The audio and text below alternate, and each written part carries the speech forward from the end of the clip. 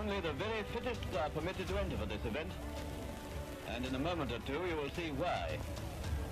It is the Sedbergh School cross-country run. 10 miles of difficult rolling moorland.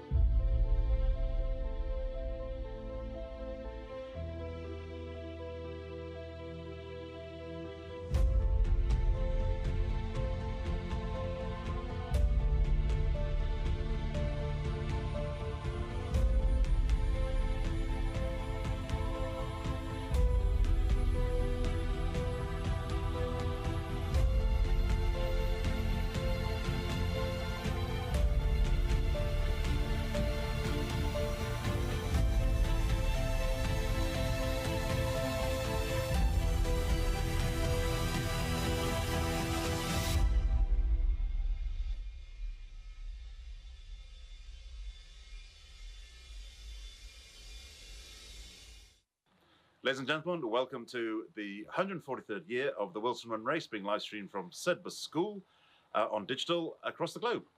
Indeed, a special welcome to our friends in China, Singapore, Hong Kong and Australia who are staying up especially late to watch the race. And those in the USA who are getting up early. And also welcome to our friends in Europe and Africa. No one's getting any sleep. Welcome. So Ben, weather update. The weather, yes. The weather, Jan. Well, it's it's a glorious day here in Sedbergh. We've had lots of rain over the last week, as we can see. So the course is going to be particularly sort of challenging for the pupils. But that's half the fun of the Wilson Run. It is, and what's the other half? We're not sure. There is no other half. We'll find out. We'll find out. We will. But anyway, but it's a great atmosphere. I mean, I've been speaking to spectators earlier that were gathering on the course. I mean, there must be at least 1,000 people here. Yeah, that's right. We had obviously a dinner last night in Pole Hall, the Ulcerbergian Club dinner, which has sort of grown in strength throughout the years. Over 150 people. Sell out. Yeah, sell out last Book night. early next year. Yeah. So book early next year.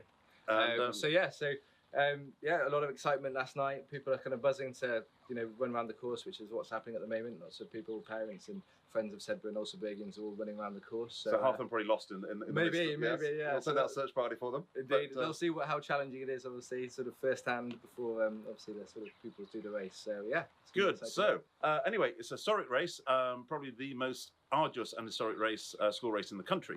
And a couple of days ago, I caught up with Katie de la Rivière, the school archivist, to talk about the history of the race. So, Katie de la Rivière, school archivist for Sedbergh School. The Wilson Run, tell me, how did it come about?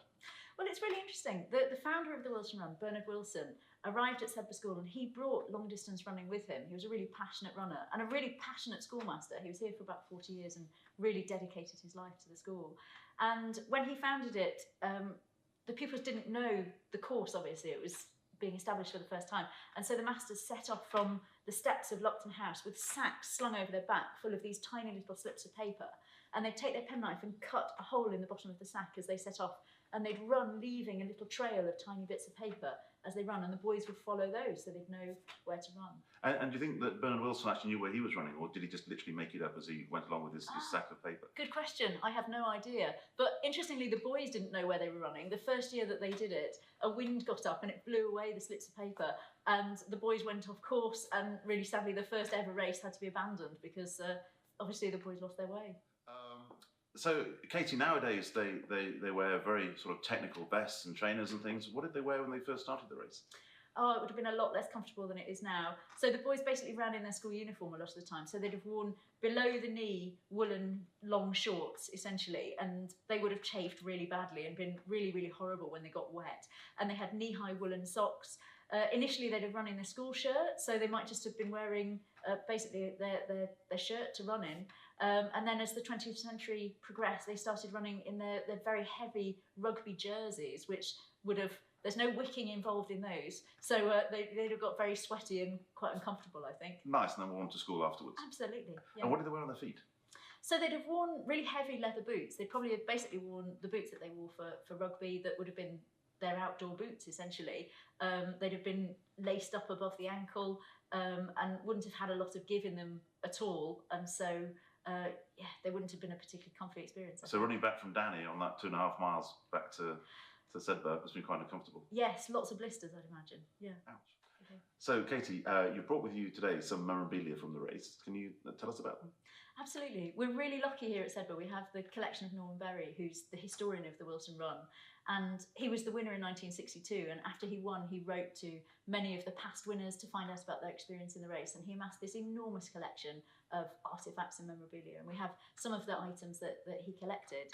So this is a little wasp pom-pom. The matron of Evans House in the 1920s, Miss Spears, made a little wasp for each of her boys, so that when they were running around, they had a little token of their house that they pinned onto their vest, which is a lovely idea. In the 1920s, it was believed that if you gripped something really, really hard as you were running around, then it stopped you from getting a stitch. And so we know that the boys used to roam around AK Woods trying to find the perfect piece of wood, and they'd write home being like, "Mom, I found my grip, it's okay, I can run." And this one's lovely because they've sawn it off on both ends, and you can see they've sawn it off here to make basically something that would just fit perfectly in, Do we know who that whichever belonged to? boy's hand. I don't, sadly. No. Norman would be able to tell you off the top of his head. Fair enough. And then these are really interesting. We have loads of trophies relating to the Wilson Run. It used to be that the first 10 places got a trophy.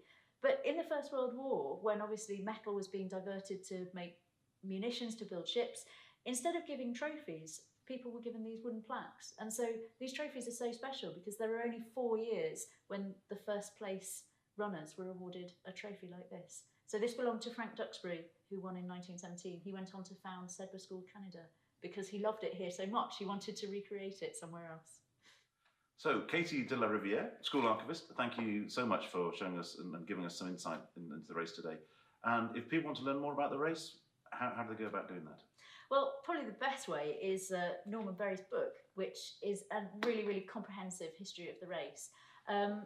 Obviously, this is a historic book now. It's not completely up to date. So we want to keep collecting information about the Wilson Run. So if anybody at home has information about their experience of running the race, if they've got photographs, artifacts, I'll have another go, then we'd be really delighted to have them for the collection. Katie, thank you. We do that again. Okay. That was a nice dry run, but Yeah, no, if I realise that doesn't count. that's Yeah. fine. Okay, yeah. So, Katie, thank you for showing us some of the memorabilia today and give us some insight about the race. If people want to learn more, how do they go about doing that? Probably the best way is to have a look at Norman Berry's book. It's a really comprehensive history of the race. But obviously, as soon as a book's published, it's out of date. So it's really key that we keep collecting information about the Wilson Run. So if anyone at home has artifacts or photographs or information that they want to share, we'd really love to receive those for the archive. Katie, school archivist for Sedbergh School, thank you very much. Thank you, Jan. So thank you to Katie de la Rivière, school archivist. Brilliant insight, don't you think, Ben? Yeah, fascinating. I think it's so interesting to sort of see what people were running back in the day, and then to compare that to the pupils now running in state-of-the-art technology, sort of in terms of their folding shoes, in terms of their kit. Yeah, not hobnail boots, then. No hobnail boots No. today. You'll see a wide array of folding shoes from different colours, different shapes. Different and colours, sizes. that's very exciting, Ben. You're going to be excited now. Everything out there. So no, it's great, and I think it's just fabulous from in the school's point of view that we have Katie de la Rivière, who's a great archivist who's able to share the memorabilia with the community. Indeed. Yeah. So last night I had the privilege of catching up with race director Richard Wells, who gives us an insight in terms of the challenges of the Wilson Run. Okay, I'm now joined with Richard Wells, the race director for the Wilson Run. We've just come out of the Wilson Run dinner, which was a big success in Pole Hall. Richard, so tomorrow is one of the biggest days in the SEBRA calendar. Can you sort of tell me in terms of what the conditions are going to be like for the pupils tomorrow? Well, this evening we went round and flagged the course, and I have to say it's one of the trickiest conditions that I've seen in my time at SEBRA this year. The conditions are definitely very difficult, very different from last year. Last year we had the perfect conditions. Yeah. Now the base of the ground is very firm, but you've got this layer of greasy mud over the surface. So when you go down to places like Thrushgill, it's very slidey down there, and so I think we're going to have a few slips and slides on the way down. Extra excitement for people. It'll be a challenging race, and it always has been, you know, challenging through the years. So in terms of kind of the qualifying process, obviously the Lent term is obviously a big running term in SEBRA. So can you sort of talk us through how the kind of the pupils kind of qualify for the race? For those people who don't know, you can't just run in the Wilson Run. You have to qualify and get a certain time prior to sort of the last. I mean, qualification really begins at the very start of Lent term. We have training every day for the runners that want to do that, but it really begins with the epics in the first part of term. We have 5 of those. Yep. We do runs like Frostrow Wall, Rise Hill, building up to the big run at the end, which is Calf Top. So for those people who don't sort of familiar with the sort of SEBRA runs, you know, Calf Top, which as Richard says there, is the last run that they do prior to the Wilson qualifiers, and that is 13 miles and about 620.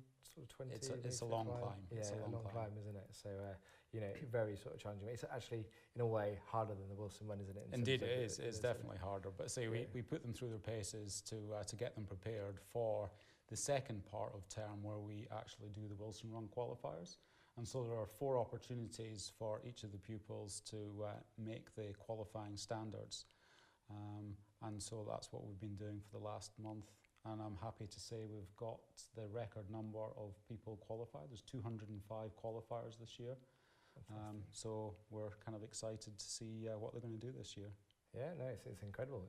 You know, an amazing achievement there. So, what was the record before, Richard? Do you know? I think we had 188 finishers in 2017. So, I think we'll probably not have 205 starters tomorrow, but I think we'll probably break the record for the number of finishers tomorrow. And then, in terms of like the logistics of the race, obviously it's a massive, you know, undertaking in terms of you know, getting everybody in the right place, marshals. I think, you know, as a sort of school, it's pretty impressive. You know, I think, you know, not many sort of schools, you know, have the sort of the scale of the race that we have, and obviously the distance and the sort of, like say, the conditions, the terrain. So, you know, just tell us a bit about, you know, your team of people that you've got out in the fells. I have a fabulous team of people that help me day in, day out, and week in and week out. But I think one of the things that makes the Wilson Run a really special day is the whole school comes out to help. Yeah. And so we've got 50 different marshalling points. We've got people from the academic staff, people from the bursary, all sorts of different parts of the school come together to support the athletes. And yeah, it's just a fabulous day out for the staff as well as for the pupils. Yeah, absolutely. And also as well, you sort of mentioned the sort of marshals, but we've got the kind of farmers that obviously sort of support, and their generosity in terms of letting us run across their land, and you know. Sure, and the relationship with the farmers, I think, is closer than it's ever been, and so we're just really grateful for the permissions that they give us and the help that they give us in allowing the Wilson Run to go ahead. So that's really good. Excellent. Well, Richard, it's been you know, been a pleasure talking to you, but it's getting late. I think it's, what time is it now? It's 20 to 12. So thank you so much for your time, and best of luck for tomorrow, organising everything. And we're very excited about you know, what's in store for tomorrow. So Ben, tremendous amount of work that's gone into this race by Richard. Indeed, it is, you know, incredible in terms of just the team, the logistics behind this race. You know, everybody, you know, from Richard Wells's race director to all the marshals to all the Indeed. support staff. It's a phenomenal. I mean, the whole school sort of come together, haven't they? Absolutely, the all whole staff. community, Yeah. to everything from the farming community to the town to the people.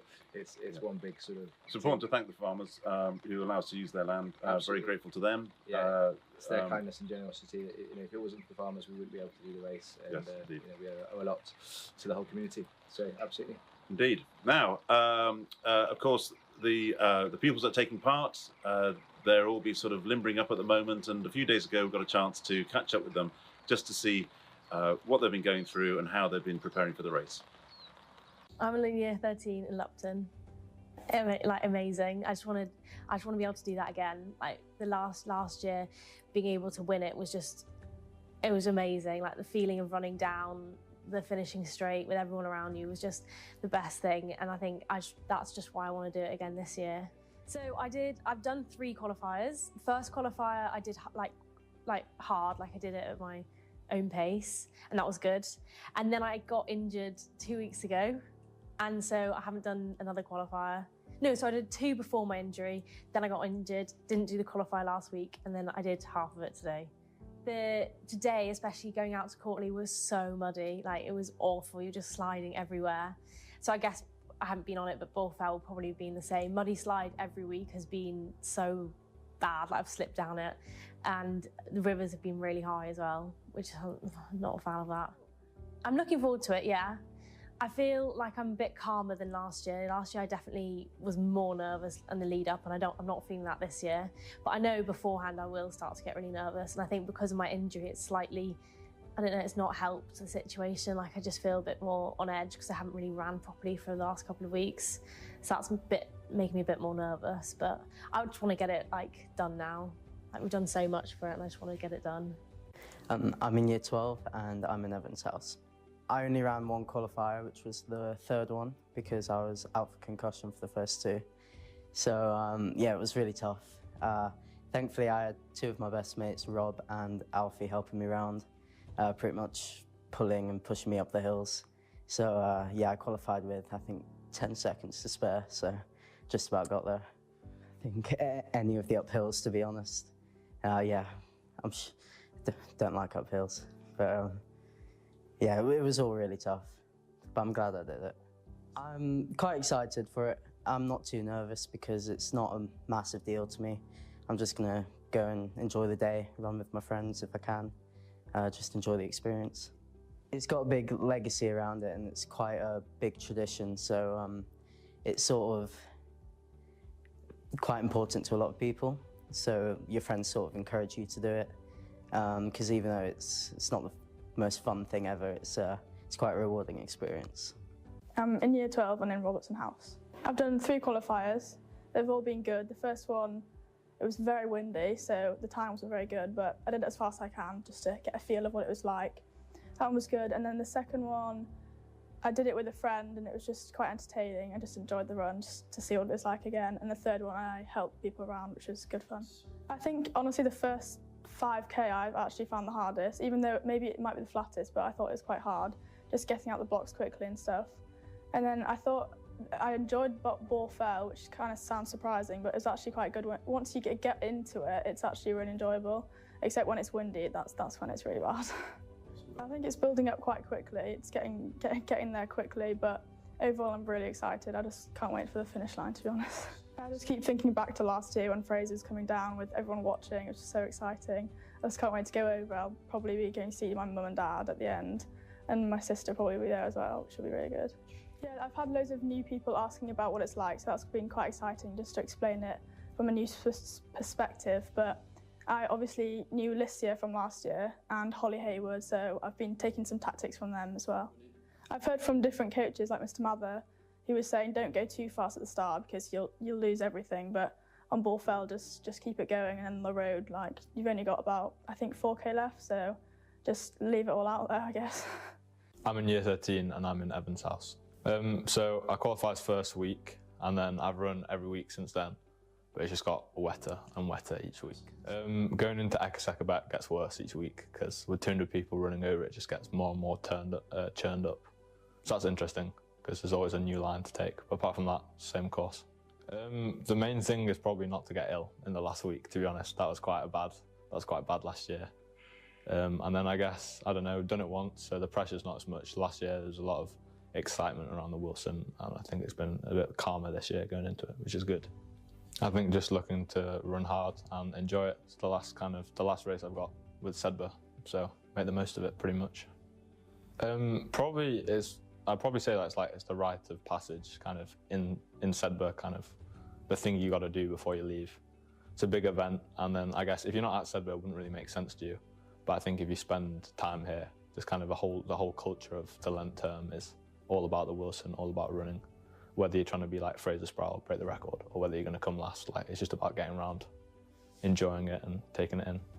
I'm in year 13 and I'm in Lupton House. It was actually fun. Obviously, it's been raining for the past week, as said there. So it was a bit horrible and muddy, but it was fine. Last year when I crossed, I was just like, oh, thank God that's done. A relief, but also happy that it's done, and when you see everyone around, with their parents, with their families, hugging each other, asking oh, where did you come? It's quite good. And then the concert, which is another really good thing. Long, difficult, but rewarding, I'd say. I'm in Evans House and I'm in year 13. Well, I guess last year, doing the race as a pupil, it's going to be a bit more, a bit of a bigger event, a bit bigger occasion. There isn't next year to have another go at it, so yeah, I guess sort of approaching it as a slightly more solemnly, but yeah, it's been a good lead up. They've been quite wet. One was quite icy, but they've been nice stuff actually. I think it's definitely wetter than it was last year, but yeah. There's some sections just before and after Ekaseka Beck that have got really quite slippy, but there's nothing we can really do about it now. So it's just hope for the best, I guess. It's pacing probably. Just the race doesn't really start until Ball Fell. Just make sure you keep enough in yourself, because once you get onto Ball Fell, you can get in a really deep hole if you don't have enough left in the tank. Yeah, always happens this time of year. You get a lot more chat at lunch and the table about just where people are coming and efforts and lines and things like that. But yeah, I mean, it happened quite a lot last year as well, so I think that sort of prepared me a little bit more for this year. It's just the pinnacle of running at Sedbergh, really. The amount of people in sixth form who aren't runners at all before this term think, oh, I won't even run it, and then by the time they get to the fourth qualifier, they've completely become encompassed in it and started running 4 times a week, and it's just it completely overtakes you. It's a brilliant experience, really. I'm in year 13 and I'm in Lupton House. I've only actually done one qualifier, so I didn't do the first one because of hockey, and then ran the second one, qualified, and then for the last two I just ran to Courtley, so I only did the intermediate. I always found the hill bit is quite difficult because compared to the Wilson where it's all road at the end, so Ball Fell is quite difficult, and then yeah, it's been quite boggy this year compared to last year. It's a lot drier, but other than that, pretty similar. I'd say I'm slightly more relaxed this year, but to be fair, last year I was pretty relaxed as well because I wasn't really too bothered where I came, and I'd say pretty similar this year. Just gonna run it, see how I do. Not really, probably similar to last year. I think my best bit last year was on the road at the end, so probably just try to save myself a bit to push hard because it's still the 4 kilometres at the end, but other than that, not really. Probably mostly just relieved to have it done, and I really enjoyed last year watching my housemates finish as well, watching them come in, and yeah, seeing them afterwards. I'd say it's a 10 mile, really tough, rewarding though, and it's just all about not even just the race, because it's about the qualifying, getting to be able to do it, and then seeing everyone finish when you finish. It's just brings everyone together. I'm in year 12 and I'm in Sedgwick House, and then the second one, the first one I went a bit easier, and then the second one I went quite hard, and then the third one I just did kind of medium. I found the gullies quite hard just to get up quite fast near the front, so that. But I quite like Ball Fell because it's a bit open, and the road back I think will be quite good. Yeah, I'm quite excited, but I'm not too nervous now. I think on the day I'll be quite nervous, but yeah, just excited for it to start. Don't know, just celebrate, probably see my parents, and then see everyone else in my house cross the finish line. Some really interesting interviews there, Jan. I think it clearly demonstrates, how important this race is to all these pupils. It's a big day in the SEDBA calendar, isn't it? Certainly is. In fact, it's more than just a race. And a few days ago, I went back to Lupton House, my old house, which is the start of the Wilson Run race. Is just there. And I had some reflections on what it means and has meant to people over the years. But we're about now to head back to the studios for the start of the race. And we are indeed. Exciting times. Good luck to the runners. We hope you all get round and do well. Yeah, best of luck, everybody. And thank you. And so we'll leave you with a clip of Jan reflecting on the Wilson Run. Indeed. Okay, bye now. So here I am in Lupton House, my old house. I ran the race in 1981 and 1982, and just out there is the start line. The Wilson Run has remained immune to the tide of time and lies unchanged, except for minor alterations since 1882. It is a direct link with the past, a portal by which we can connect with those who have gone before, and allows us, in turn, to reach out to those in years to come. Each and every Sedbergian who has attempted the course has endured the same bitter cold, mud, pain and exhaustion, as well as the excitement, satisfaction and elation. I can think of no other activity at SEDBA where the lineage of experience lies so unbroken over such an arc of history. When each year I go around the course, I reflect on the many thousands of young men and women who, in their time, have helped to make the many markers of the course so famous. Greenhill, Brantfell, Courtley, Borfell, Plantation, Muddy Slide and Danny. Such places are ingrained in our minds. Likewise are the words of the Wilson Run song, and in particular, strain and struggle, might and main, scorn, defeat and laugh at pain. Over the years, this stanza has been repeated by many OS when faced with unfavourable odds and has, in some ways, become the very hallmark of stoicism and resilience that many OS possess. As such, the Wilson Run has become more than just a race. It is a defining shared experience, a proving ground, a rite of passage, one where simply to attempt it is a test of character and to prevail a noble achievement. So good afternoon, ladies and gentlemen. Here we are back in the SEDBA School studios, Jan van der Velde and Ben Collins, reporting live from SEDBA School for the start of the 2023 Wilson Run race. Ben, it looks quite windy and wet out there. What do you think they're going through at the moment?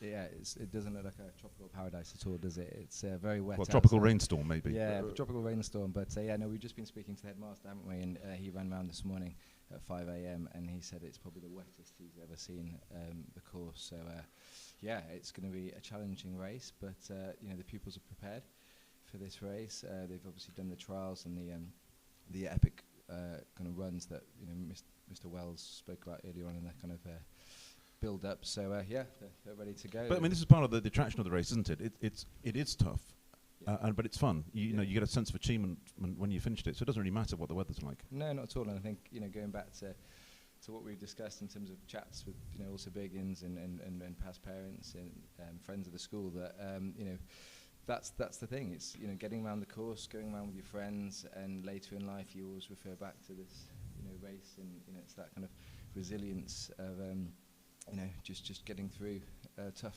sort of parts of the course. Indeed. So what were your thoughts? Because you're a Wilson Run winner. What were your thoughts when you were sort of on the starting line here?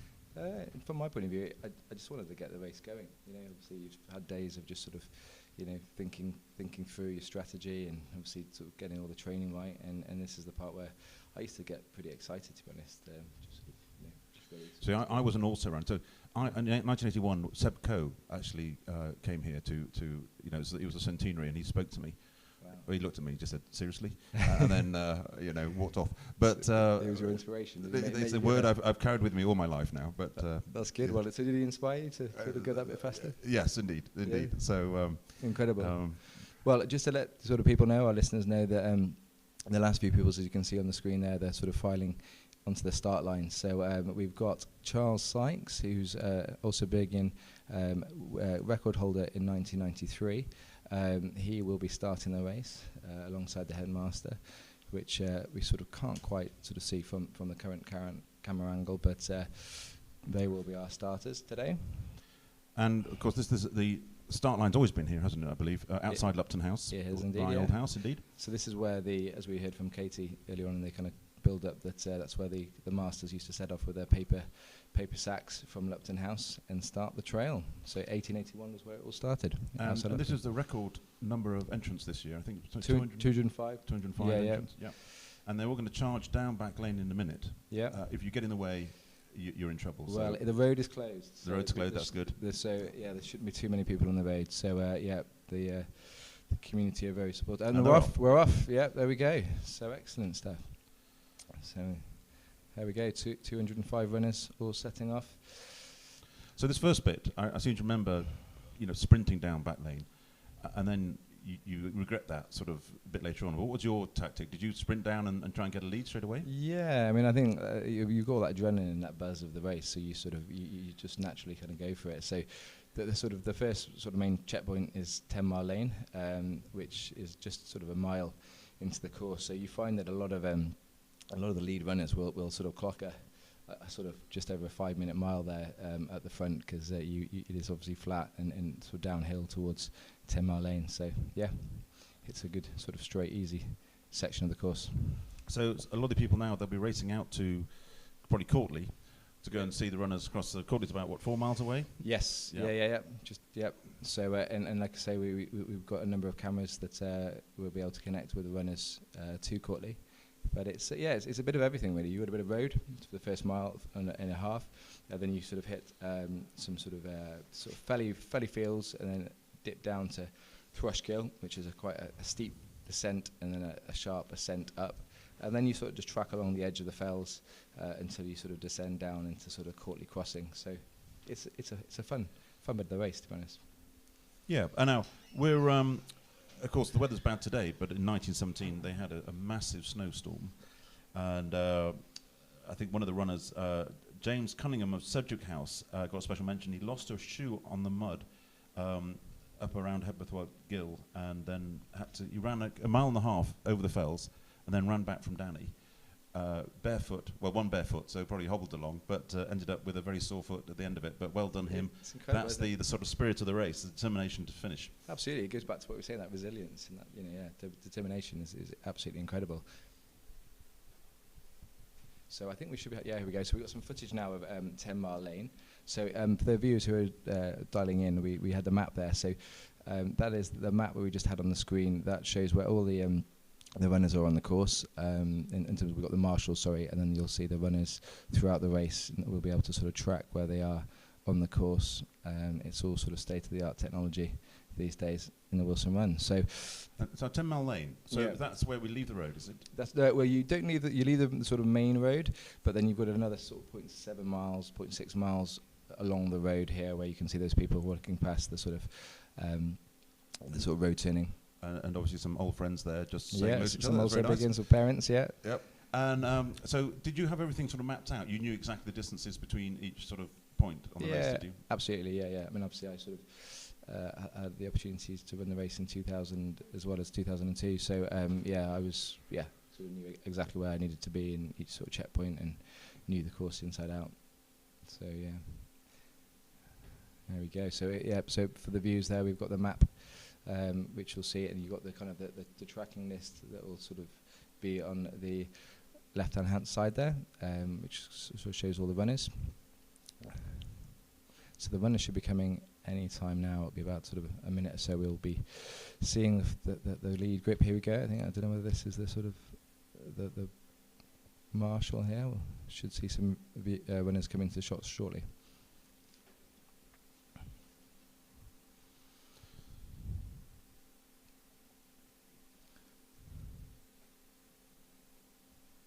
So Jan, what was your sort of favourite memory of the Wilson Run? Oh, definitely the finish. Yeah. Now, I'll tell you one thing, actually. I always remember getting very hungry around the course.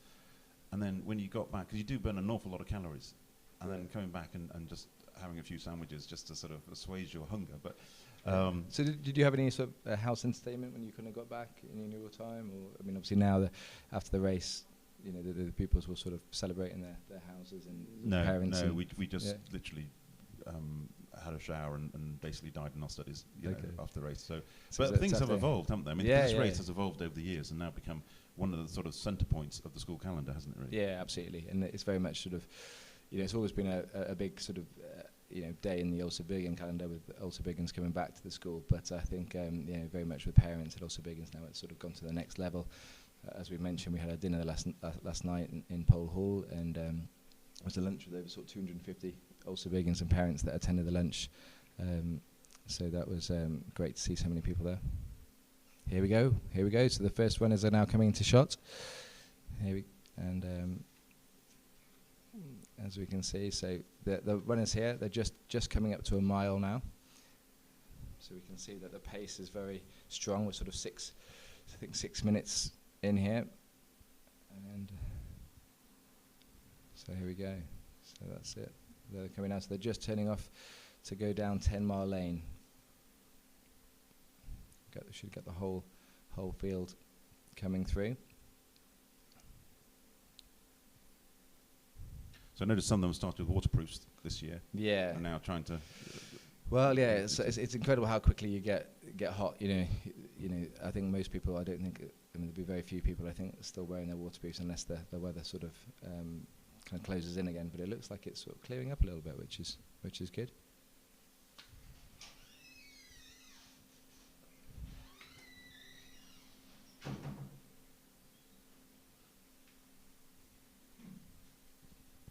So all 205 runners will come through here. Okay.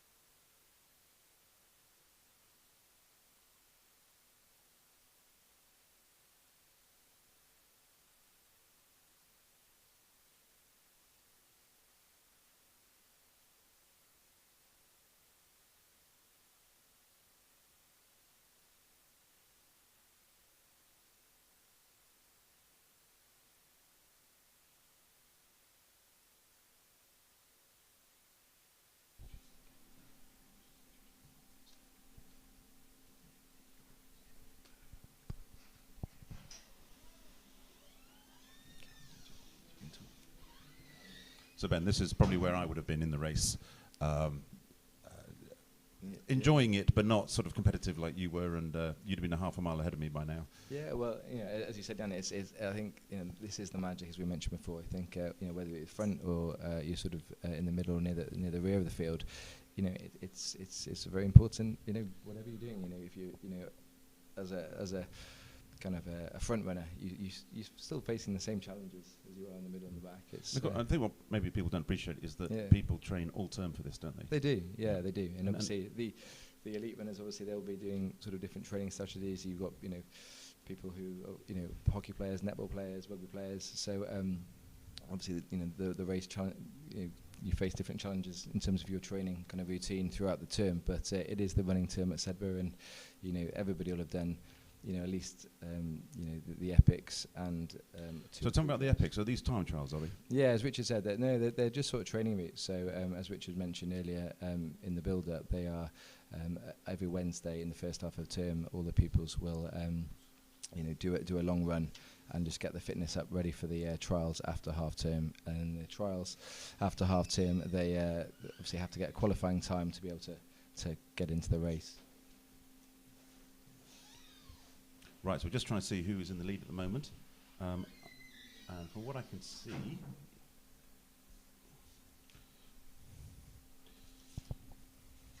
so it looks like we have Gunning in the lead at the moment. Yes, one of the favourites. And we'll get, as the race progresses, we'll be able to sort of have kind of more information in terms of the split times and who's. So where we're looking at here, so this is Thrushgill. So we're at the top of Thrushgill, looking down. So they'll probably be about sort of 5 minutes away. They're making their way down 10 Mile Lane, and this is just a couple of fields away. And some of the leaders, they'll just literally run down that, won't they? They will indeed, yeah. But apparently it's very slippery today. This is what that's what we're a bit worried about. And the river's swollen over here. There's ropes across the river as well. Or there's ropes there to help the runners across there. Just because it's not sort of dangerously high, but it's just sort of a little, a bit higher than it would normally be this time of year. But this is like I said, this is the real sort of start to sort of see the scale of what these people is going to go through. Really, it's no easy run, is it, Jan? It's you had a bit of everything, a bit of sort of fell descending, sharp ascents, road sections, boggy. Yeah, and I mean the thing is, a lot of people come back and they run it in the mornings, and they come back year after year just to sort of, just enjoy the route for what it is, and also to reflect on, as I was saying earlier, the thousands of young men and women who've done this race, and then gone on to have their lives, and but they come back time and time again. Yeah, indeed, and obviously a lot of people have referred back to this in terms of an analogy or whatever, in terms of Well, of course, the song "Strain and Struggle, Might and Main." Yeah. How we repeat that in our lives. Exactly. Exactly. So did you actually did that song go through your head when you were running it? Not really, actually. No. I did mine. The strain and struggle bit certainly did mine, but. So there we go. And of course, we were speaking to Robert Swan, the great explorer, the first man to go to the South Pole and North Pole solo, and Nordsetbergen. And he was saying in the South Pole that he could only do about 12 miles a day, which is roughly the length of the Wilson Run. Yeah. So he used to imagine where he was in the Wilson Run, and that's how we would sort of measure his distances, which was quite amazing, really. No, it's incredible. And then, like I say, lots of also begins will do that in very different sort of varying ways in terms of whether it's battling with an illness. They sort of refer to sort of I'm getting to this section of the course and I feel that I'm nearly there. So yeah, it's special. I think it's every also begin you can relate to the Wilson Run. So Gunning is still in the lead, and we are trying to see who is the first of the women. And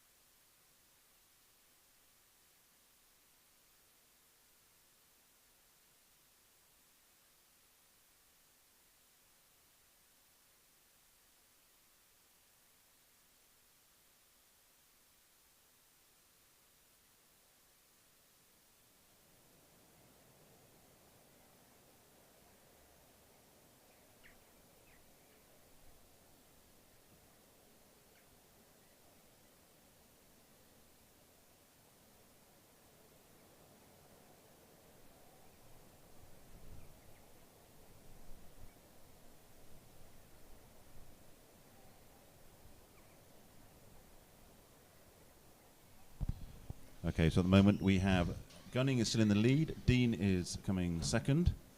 We believe. And so we're having some people asking if they can ask questions. If you want to email a question, osclub@sedburschool.org, and we'll do our best to answer them during the race. And we've got the first runners have descended into Thrushgill, so any second now we should be able to see the runners come into shot.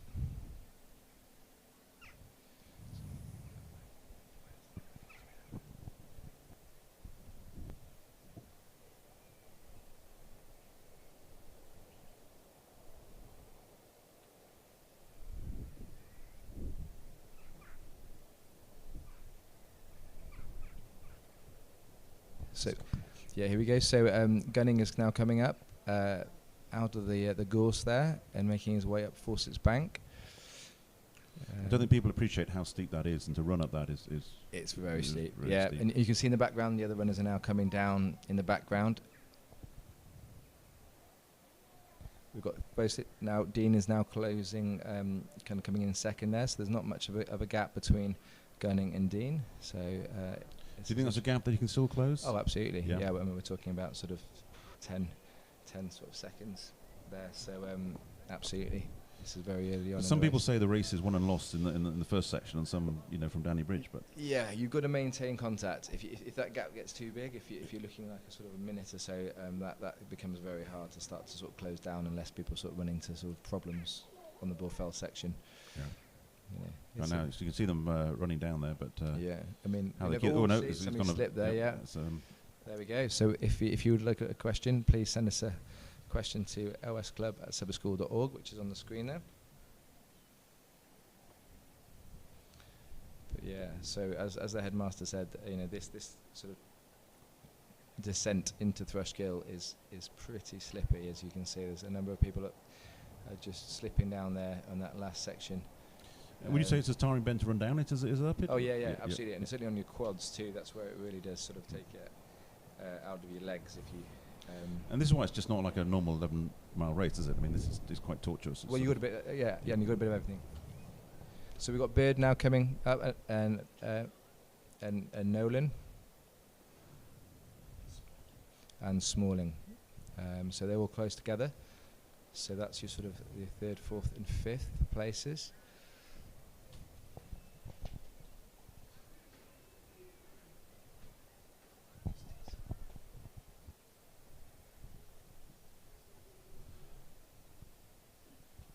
Tissot.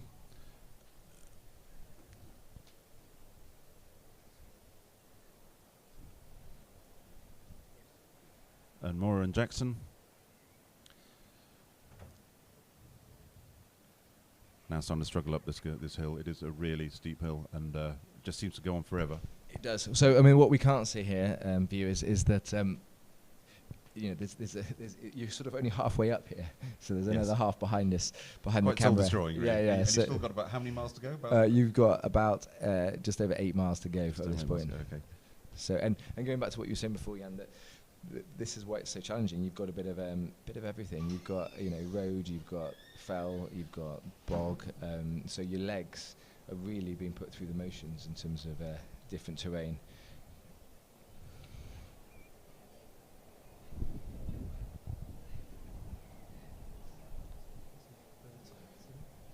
Okay, so Hatton's now coming through.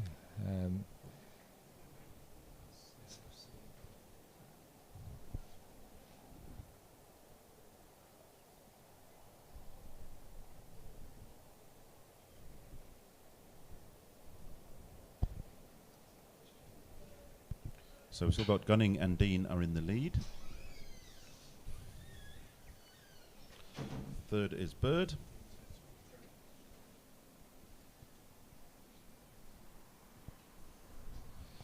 Okay, so we're getting some questions through. So Tissot's coming forth. we've got the race director with us and the deputy race director. So the questions are starting to come in. So thank you very much for the questions. So I'll just go to my inbox now and let's have a look. So we've got a question saying, what position did Gunning and Dean achieve in last year's race? Okay. That's right. So this is Dean's first year as his year 12 this year, and then Gunning.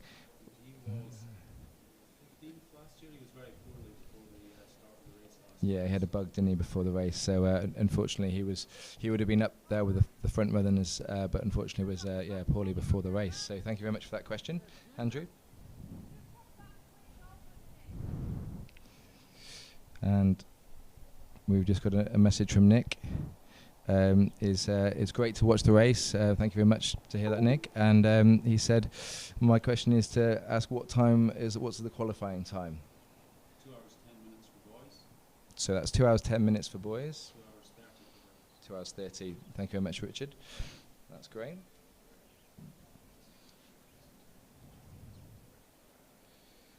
And we've got a question from James saying that will we be available to potentially match the day if needed? So we've got some. Well, if they'll pay me 1.3 million, and I'll even sell them from Christmas. No, I don't think we're quite that standard yet, but thank you very much, James, for those kind words. So just an up-to-date on the leaderboard. So we got Gunning first, Dean second, and we have Bird third, and spreading out now. So fourth we have Tissot. We've got another question coming in from Jonathan, who said he's watching the live stream while he's walking in an ancient wood in East Sussex, and his question is, what kind of felvening shoe would we recommend? Obviously, we can't really recommend potentially, a grippy one. I'd say there's a lot of good makes out there. We can recommend, if somebody wants to sponsor us, to do a sponsorship deal, just anyone out there from Adidas by any chance, it all helps to cover the costs of these things. But of course, we were saying actually in the when we were interviewing the archivist that they used to run in hobnail boots back in sort of the 1880s, which is quite incredible that they could get around in the times they did. Brilliant. So.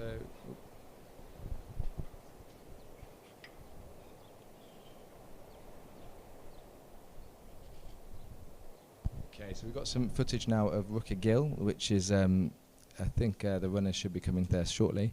We just need to sort of slightly adjust the camera angle, which we're trying to do now. Oh, there we go. Look at that, magic. So tell me about this section, Ben. What's this one like? So this is what I was saying before. Wait, this is it's traverse along the edge of the fell here, so it's quite fun actually. Lots of kind of twisty, turny bits. It's all on a fell path. If you get bunched up here, it's quite difficult to overtake. Just because obviously it's quite narrow and not many passing places. So this is what you don't want to do, is sort of burn up extra energy while you're sort of trying to make passes on the side of a hill or something. But so once we get past this bit, they start to then descend down into Courtley, which is the first major checkpoint. Apologies there, the camera just getting the camera sort of in the right position. And Courtley, of course, is where they cross the road. Indeed, and it's a lovely part of the race because it's a sort of gentle run down, isn't it? Having a few problems there with the camera.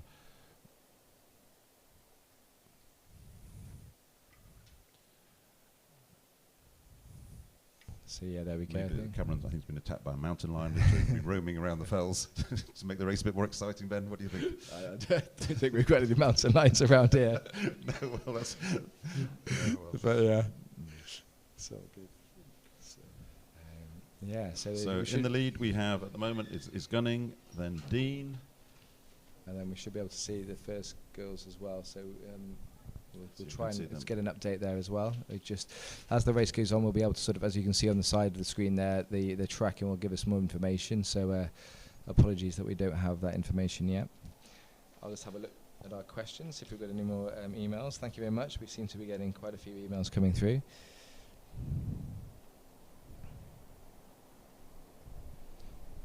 So Ben, just say that it looks like Nolan has come from nowhere and is now in third place. Yeah, and then we just need to, Jan, can we just check where we just need to sort of see on the map there. Oh, here we go. So Gunning's now coming through here at Rooker Gill. And we're just trying to give an update too on the girls. So we'll try and keep this camera on for the first girls coming through. Sorry, we just seem to have lost. So we have Nolan in third place, Bird in fourth. Yeah, and we'll just have a quick look at the tracker here.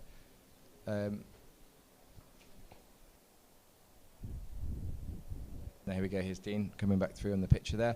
So yeah, we're just trying to we'll get an update too on the first girls as well.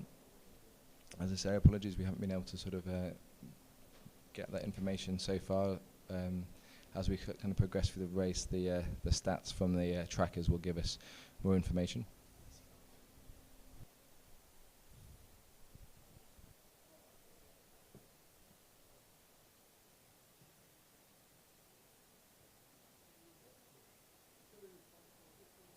In terms of the girls' pack, we've got Barley and last year's winner, Berry. They're all sort of together, so hopefully we'll get some footage shortly of everybody coming through to the next camera.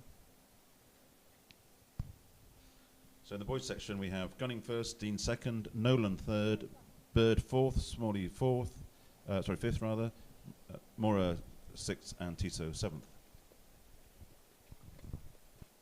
And we've got in the girls, we've got just an update there. Cosgrove is in third place.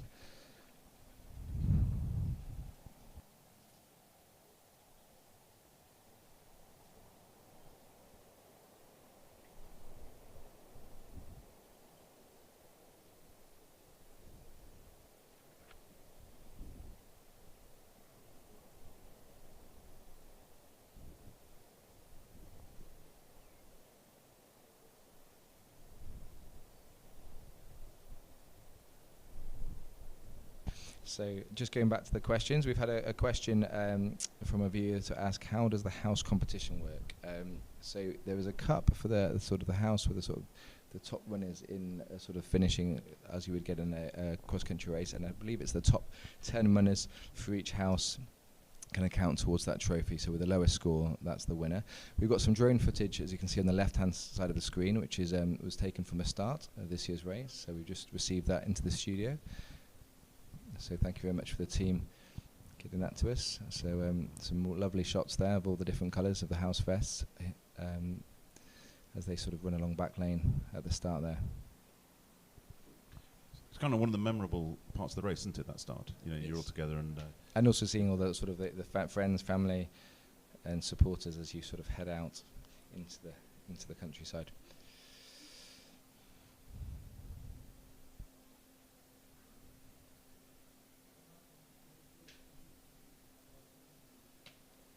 So,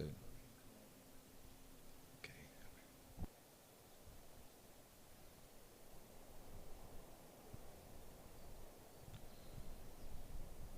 So Gunning is approaching Courtley now. We're trying to get some footage of the leading girls. Yeah, yeah. So we should, yeah, we might just flick to Courtley, and we'll see if we can kind of see the lead, and we'll flick back and see if we can kind of catch the lead girls coming through Rooker Gill as well.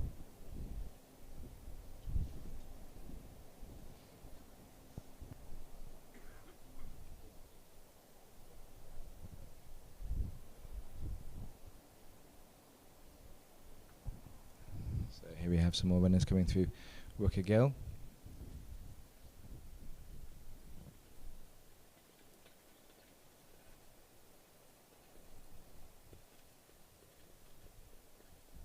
So Jackson just going through there. We've got some footage.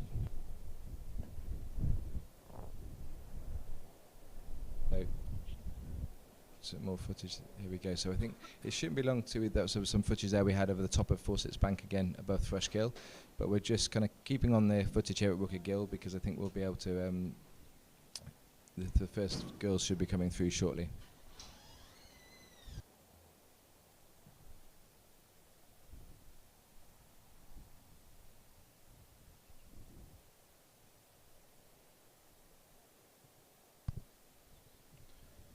So Gunning is now crossing Courtley, followed by Dean.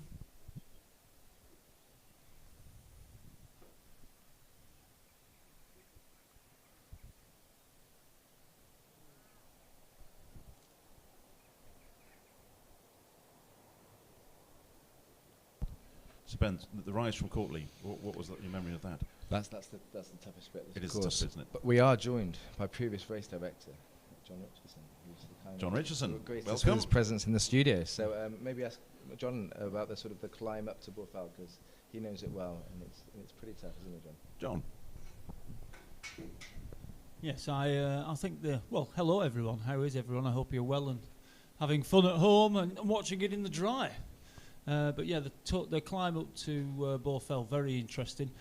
Not actually halfway by that point, so still a lot of work to do, and it's going to be tough today in the wind as it hits you right into the face. The runners have got what seems a very good breeze behind them going up to Courtley.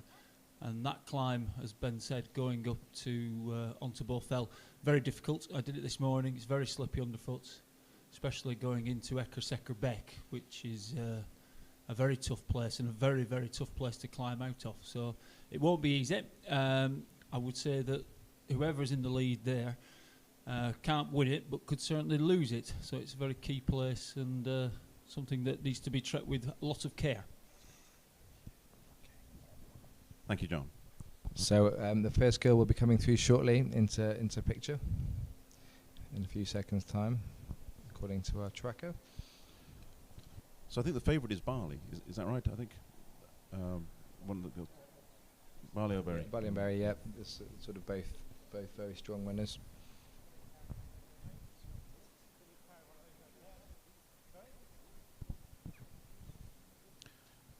It's the first time we've been able to stream from the Fells, which is fantastic. It is indeed, yes. So we've got a number of cameras once we get onto Bowfell as well. So here we go. So here's Barley and Berry right next to each other. So this looks like it's going to be a fascinating race here. Obviously Berry, the 2022 champion. She's looking to regain her title this year. We can see the not much of a gap there at all. So that's great.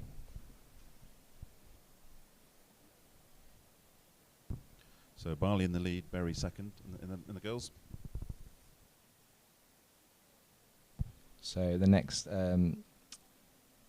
girl will be Cosgrove coming through shortly. So we'll just keep the footage to see Cosgrove come through.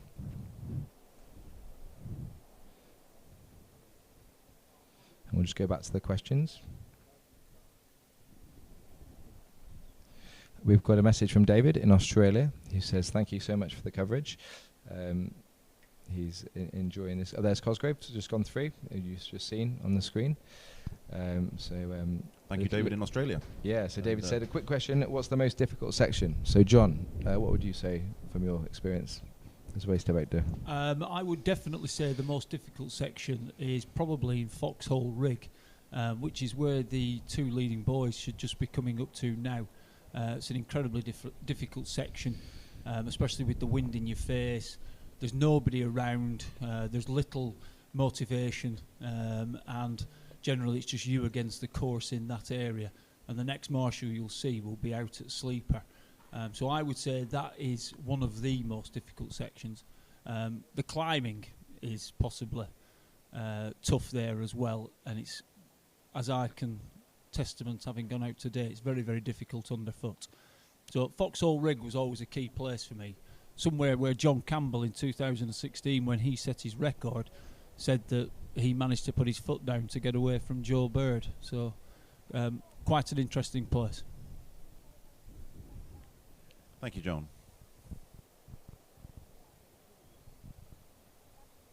Okay, so we tried to just go there to Courtley. Unfortunately, I think the sort of the camera signal is a little bit not quite strong enough to sort of pick up some good images there as you descend into kind of Courtley. So we're going to be moving to Sleeper soon. Oh, and we've got a new leader. Dan Dean is Dean, sorry, is in the lead. So Gunning and Dean kind of close together.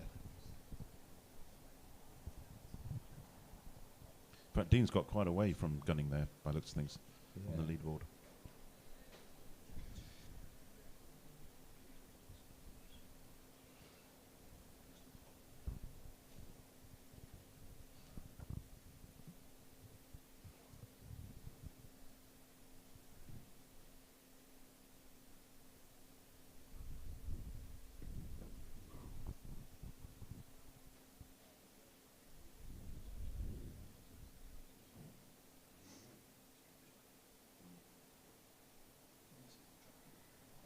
Okay, we've had a message from Alex, who's asked, is there a prize for the winner? So there are medals for the top 6 runners. So they sort of, there isn't sort of a cup as such for the winners, but they do get medals for the first 6. And then, as we mentioned before, there is a trophy for the winning house in terms of the kind of house competition. But it's more the honour, isn't it? And that once you win the race, that you are forevermore known as a Wilson Run winner. Name goes on the board, and you have your own sort of get-togethers, and you're seen just as a sort of elite athlete of the school. Indeed, yeah. But I mean, obviously, as we mentioned, there's many runners who sort of very good runners, as John will know, that don't quite necessarily win the race due to injuries or unforeseen circumstances during the race. So yeah, it's I think that's why the sort of medals are very much the top 6, because anybody finishing the top 6. So here we go. So we are now at Sleeper. So this you can see the dramatic background here of the Howgill Fells in shots, and I think this is probably the most sort of dramatic and beautiful shots on the course. Actually, yeah. No, so Gunning is in the lead. So apologies. Yeah, Dean is behind, but the tracker seems to have sort of malfunctioned with Gunning. So I don't know what the issue there is, but Gunning is in the lead. And looking strong, I think. Looking strong, and yep. Dean is not too far away. So Dean's still in there. I'd say that's probably about sort of 30 still seconds. a chance, do you think? To yeah, catch up? absolutely. Yeah. But we're talking about what 30 seconds here by the looks of things. So this is the challenging bit, isn't it, Johnny? There's a tough sort of three and a bit sort of mile section across Boar Fell, and you can see on the ground here, it's very boggy. It doesn't look too boggy here, but there's basically lots of little gullies that you have to sort of descend into, and it's very hard to get a good rhythm. And you got markers out on the course, but didn't you get lost one year? I didn't get personally lost, oh, but right. Obviously Charles Sykes, who was a record holder in 1993, famously got lost in his up 6 fold. Well, in 94, yeah. So he got the record in 93 and 94. Got the record, I think, or was close to the record, his own record at Courtley, and then got lost. He was in the lead at Courtley, and then got lost. And I think he came out in around a sort of 40th place or something in the 40s, and then got an extremely fast split back to Danny and finished in the top 10. Something happened. You wondered, didn't you got cramp?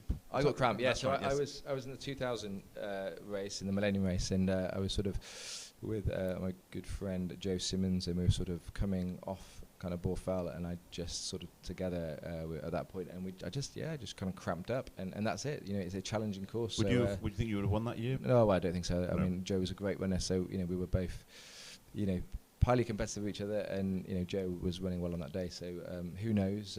But and why do you think that year you got cramp? I don't know, but like I say, Joe, has gone on to do incredible things, and he very much deserved that victory in 2000. But as I was saying before, it's more just about you run into all sorts of difficulties during this race, because it has got so much sort of change in terms of terrain and altitude and weather conditions, and sometimes your body doesn't react well to it. In 1969, Jardine and Dixon, they crossed the finish line together. Yes. Yeah. Is that something you would have contemplated, you think, or is it just too competitive? Well, I think especially, I think that was just sort of, that was very rare, wasn't it? I think to happen like that. But I genuinely, I think now with the technology, I think it's very hard to cross the line at the same time with the tracker, as Johnny would probably echo that.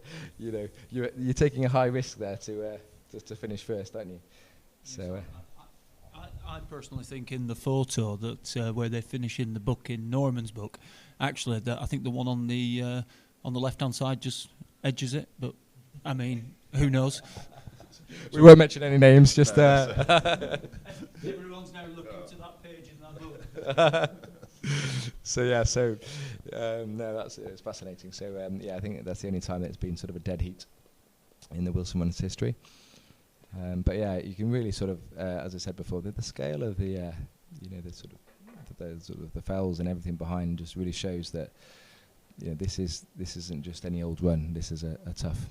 Of course, they're quite spread out now as well, aren't they? I mean, the yes. series does sort out. Yeah. The sort of the one from the other. Yeah, indeed. So I'll just see if we've got any more questions come through.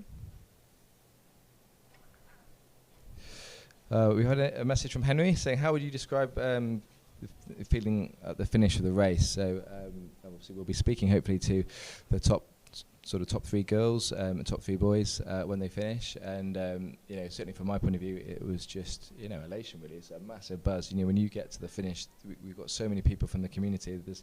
There's probably, you know, around about 1,000 people or more that will be sort of in the last sort of half a mile of the race cheering the runners on. So yeah, it's pretty special. So Ben, just report that Barley now in the girls' race has taken quite a lead. Okay, quite some way fantastic. ahead now of Berry. There we've got Beard going past there at Sleeper. So yeah, so we'll try and kind of get some footage of Barley coming through. As the race unfolds, I'm sure sort of viewers will probably appreciate that it's quite tricky to sort of catch everybody at certain checkpoints, because people will be at different stages of the course at different camera points. But we'll try our best to sort of keep as much in terms of the lead girl runners and the boy runners.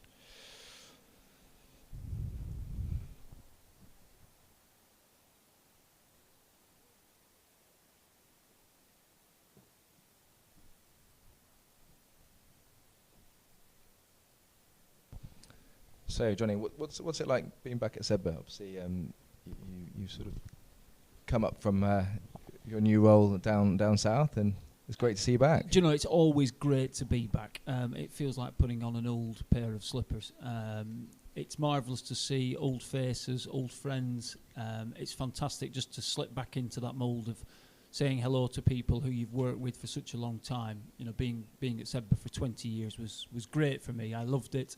I was sad to leave these experiences, but it's great to come back and be involved and be part of it again.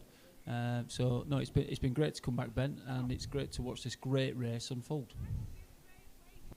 It's great to have you with us, Johnny, and thank you very much for coming with us. Of course, awarded last night his honorary OS Club membership. That is correct. So yes, so congratulations, and well deserved, Johnny, because you know you've done both. Very kind of you, very kind of the Old Sedbergh Club, and something that I received with great honour. So thank you very much to you both. Yeah, and I think we haven't mentioned here is that Johnny you were coach to two record holders, both Johnny Campbell and Fraser Sproul. One could say 4.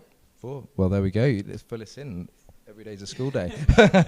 Apologies. It's quite all right. Sorry, yes, I suppose one could say 4 in the sense that 3 people broke the record in my time of coaching, of which one did it twice. Mel Hyder broke the girls' record twice, and obviously John Campbell and Fraser Sproul. So, it's great to have those links. It's great to have known those people. It's great to have those. How can I say? I've coached probably a few hundred runners at Sedbergh School in my time. It was great. It was something that I really loved. Great relationships with watching pupils want to better themselves, want to know where to go, how to do things, when to do things. I had a great experience doing it, and it's led me to where I am today. So it's something that I hold very dear, and has been a fantastic experience. Fantastic. Thank you, Johnny. So I think we should hopefully get some footage of the lead runners coming towards the next camera location. So we'll just have a quick check for you.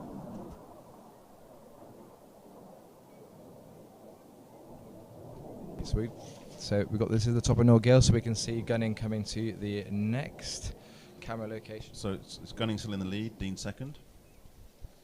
So once these runners come through, we'll try and flick back to the next the previous camera and see if we can get the girls coming through. Oops, so we just got a quick camera thing. At this spot we have Marshall, Mr. Downs, who is notorious and sort of famous on the course because he is an English teacher and he reads out poetry. So I've been past in my sort of training sessions and helping with the kind of pupils. And what do you think? What poem would he be reading right now? He would be well. I've had the Odyssey. The Odyssey. To the Iliad. I've had all sorts of stuff. Did it inspire you, Ben? Inspired me. Well, it reminded me of my classics days actually. So it was quite made me quite nervous actually thinking about all. But yeah, no, it's incredible. You didn't stop and listen? No. Quite rude. Once I stop it these days, it's hard to get going again. So I just keep going. So coming up. So we can see there's quite a sort of. It's going strong, isn't he? Yeah. So Dean's in the back there. He's looking looking strong, and then Dean is kind of descending down. So John, would you say he's looking? Yeah, I mean, it's always tough to say because the conditions. That's one thing that makes this race so great year on year, is that the conditions change it. I mean, last year it was pretty good going with the wind into your face on Bowfell. We've got that again this year, but obviously underfoot it's horrendous. We got some. Sorry, we got some live pictures of us in the studio here as well. Back in the marvellous. studio. Oh, So well, here I we go. didn't So even know. let's Hi give there. everybody a wave. Hello, everyone. Hello, So, yes. hello. So, Maybe I should have took my hat off inside. Who knows? I think you look very trendy, Johnny. So keep that on. You're too kind, Ben. Yeah. So we'll just see if we can. We're going to flick back now to the previous camera at Sleeper, just to see if we can catch the lead girls coming through.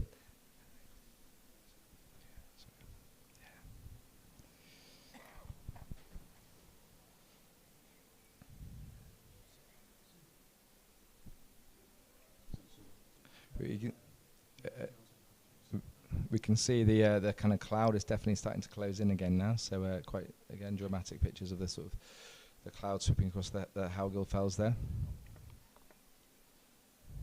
For those sort of friends and also big-ins in the community, they'll know that sort of behind this we've got in the sort of the distance there, sort of heading over towards sort of Ravenston.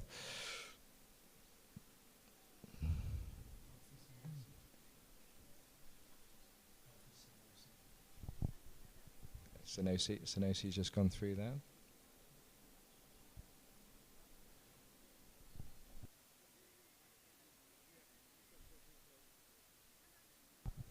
Okay, so the lead girl runners will be coming through sort of shortly. They're just a few minutes away, according to our trackers. And we think it's Barley first, Bury second at the moment. I think we do indeed. Yeah, I think they're quite close together. No, I think it's spread out. Yeah, okay. Yeah. I think there's a bit of a distance then. So as we were saying with Johnny, that the climb up from Ekaseka back is, that does potentially create the gap there, depending on how people are feeling. But we haven't actually got to Muddy Slide yet. No, Muddy Slide is Gunning and Dean will be kind of closing in on Muddy Slide shortly. So they'll probably actually be. We don't have any kind of cameras at Muddy Slide, but we do have a camera at the sort of as you ascend out of Muddy Slide. We've got a camera below Spectators Hill there, so they will be approaching that shortly, I think.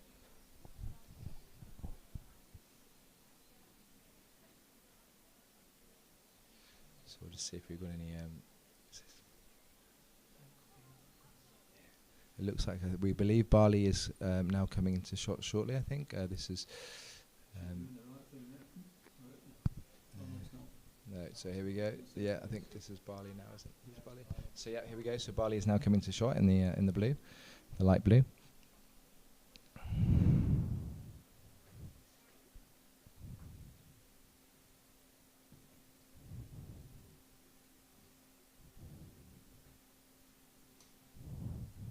Looking fairly strong there, I'd say. Would you say, John? Yeah, pretty good, I would say. Yeah, and doing the right thing as well. I always used to advise the girls to find a boy. Sounds wrong, but to find a boy who they could pace with and run against, and try to match them on the day. And the best thing she could do there is probably just tuck in behind that boy and get a bit of a windbreak and save her strength for the running home. Do you think that's something that's pre-rehearsed, almost like she's got somebody in mind that she's going to follow and to pace her? I mean, I don't know. I know Richard's a good coach and does things. I mean, in my day, I would always tell the girls to tuck in with the boys and use the boys as a bit of a breakwater to make things slightly easier and to motivate you forward and motivate you on. I'm sure it will have happened, and I'm sure that's what she'll be thinking now. Yeah, I think. Okay, Cosgrove's now in second place, so moved up from third to second. And she does look good. Yeah, so as they approach this camera, just to let people know, it's sort of the sort of breaking their sort of run, because there's a sort of style to climb, isn't there, Johnny? So they sort of here we go. Here's Berry, the third girl coming through, and yeah, so they sort of looks like they're about to start walking, but it is just because they're sort of stopping to sort of get over the style there.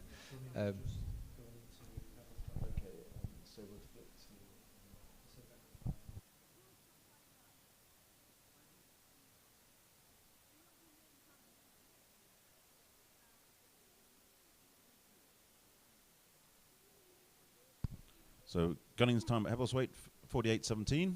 Is that a good time? Would you say that's for the conditions? I would say for the conditions, that's actually very, very good. I mean, you know, it's a way outside what times have been in the past and what it definitely was last year. But I think under conditions and how things are, I think that's a very respectable time. I know Sam Gunning has got a time of around about 16 minutes for 5K. So I think if the conditions were better, I think he would probably be a few minutes quicker than that to Ebblesthwaite. It'll be interesting to see if he can hold that and how he comes back now. According to this, Dean's times ahead of Gunning at this like 14 seconds ahead. But these are tracker from the tracker. No, hold on, no. So it's changed. So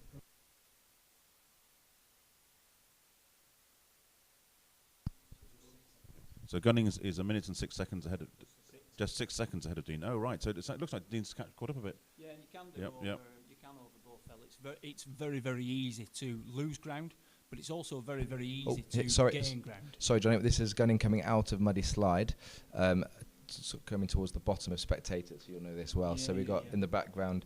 You can see in the background behind Gunning, right into the sort of skyline there. That's where the runners come down, all the way down from the sort of the summit there, and descend right down into this sort of gill. And this is for those who don't know the race. This is an extremely deep gill. Yep, absolutely. And the climb out of it is quite traumatic. Tough. And in this field too, you've got lots of kind of big divots, so it's very kind of tricky sort of underfoot. But I think we can see Dean coming in there. Dean's coming up the hill, so there's probably about, looking at it, maybe a minute or so between the two runners at the lead boys.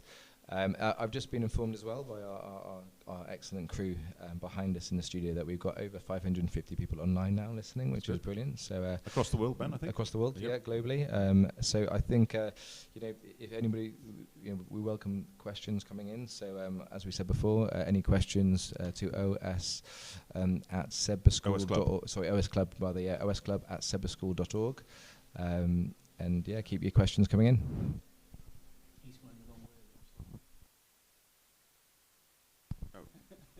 Sorry, John, you're saying that it's gone the wrong way?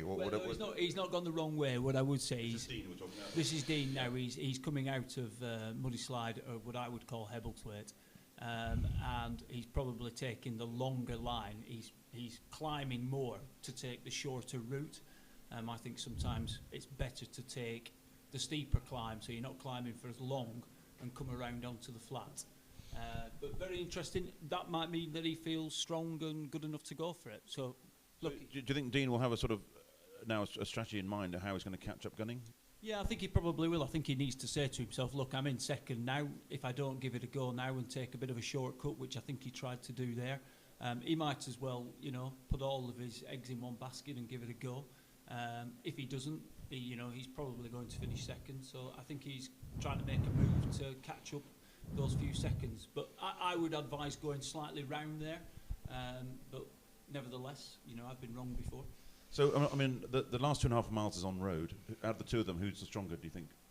I mean, I couldn't tell you, but just from looking at sort of 5K times and having done the Morgan Run, which is an excellent race at the end of January, I know the two were very close in the results. So, and the Morgan Run is kind of like a mini Wilson. But obviously without the distance, so it'll be very interesting. And he looks like he's trying to close every bit of ground that he can. So it'll be interesting to see where they get. And a lot can change going down to Danny Bridge.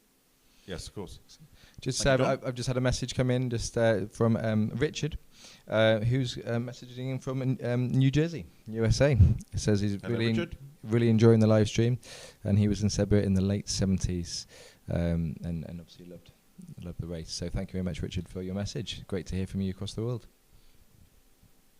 So we're back at Norgill now. So we're looking again to sort of pick up the lead. Poetry Corner.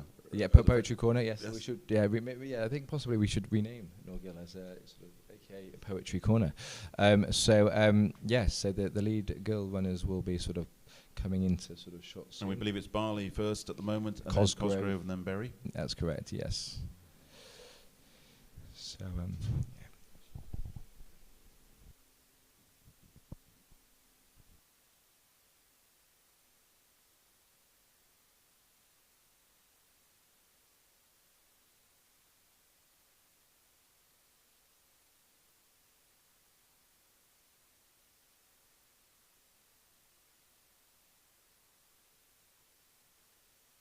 Okay, so hopefully we're going to catch the female front runners coming through Noel Gill, and then we've also got the next camera location, which is just coming off Borfell before descending into Danny Bridge, where hopefully we'll catch the lead kind of boy runners as well. So we'll try and switch between the two cameras to get both.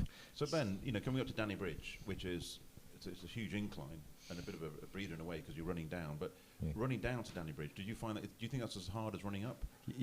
Yes, absolutely. So that's where the cramp sets in, and your cramp. Well, absolutely, and well, even as we spoke to Fraser actually, which will hopefully have sort of some footage that we can share later. But yeah, that's a lot of people will sort of find the cramp. That change from the terrain from the soft ground to the hard ground. You really feel it in your quads, in your calves. So that's the sort of moment where you're sort of thinking, I'm okay here, or I'm in trouble, and you're sort of having to nurse that cramp back. John, to is finish. there nothing you can train against to get that? I mean, things can change very quickly. You're going off soft ground onto a hard road. Your legs turn to jelly. It is something you can train for, and it is something that you can guard against. And it's something I used to work on quite a lot, and purely that comes from a lot of gym work. I think you can actually train your body to be ready for that. But it's something that top-end runners, national champions in fell running, really suffer with. Most classically, Ben Nevis, the guys come off the grass onto the road and get what's known as jelly legs, and that could happen if someone's gone too hard today. Thank you, John. So we're joined now by Dan Harrison, headmaster of Sedbergh School.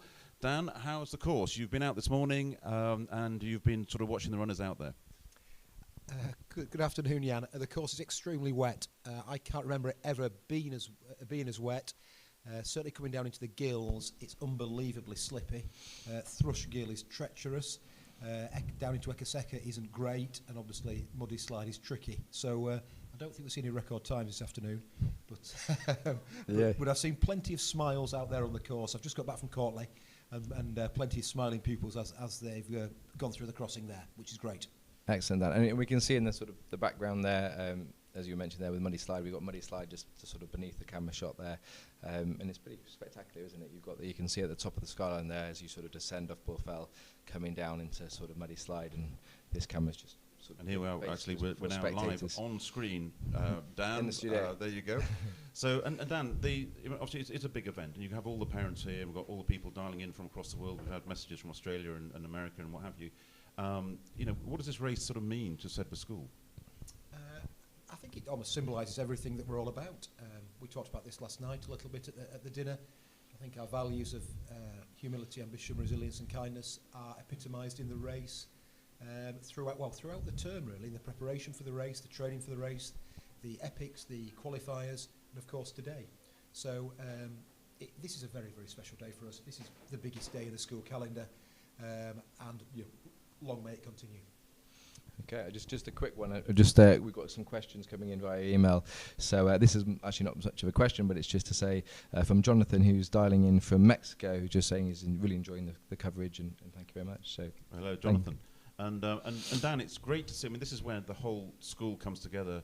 It's the pupils here, but also all the staff. There's a tremendous amount of work and energy and what have you, and complexity that has to be sort of dealt with here. And Richard Wells, the race director, has put his heart and soul into it.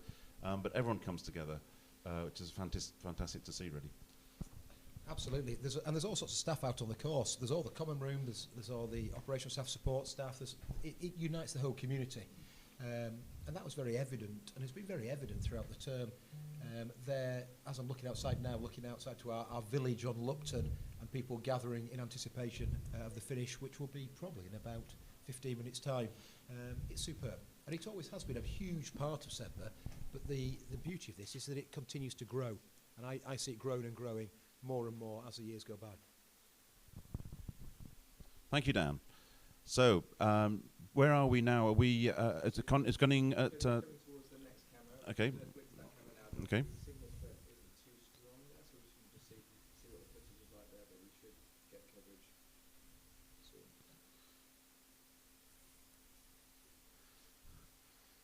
So we're just getting some odd questions coming through here.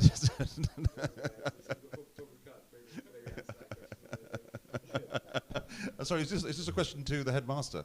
No. It's a good question. But, So we're just changing camera to the next camera now. So this is as we're coming off Borfell. So just before you hit the road to go down to Danny Bridge. So we believe Gunning will be coming through shortly.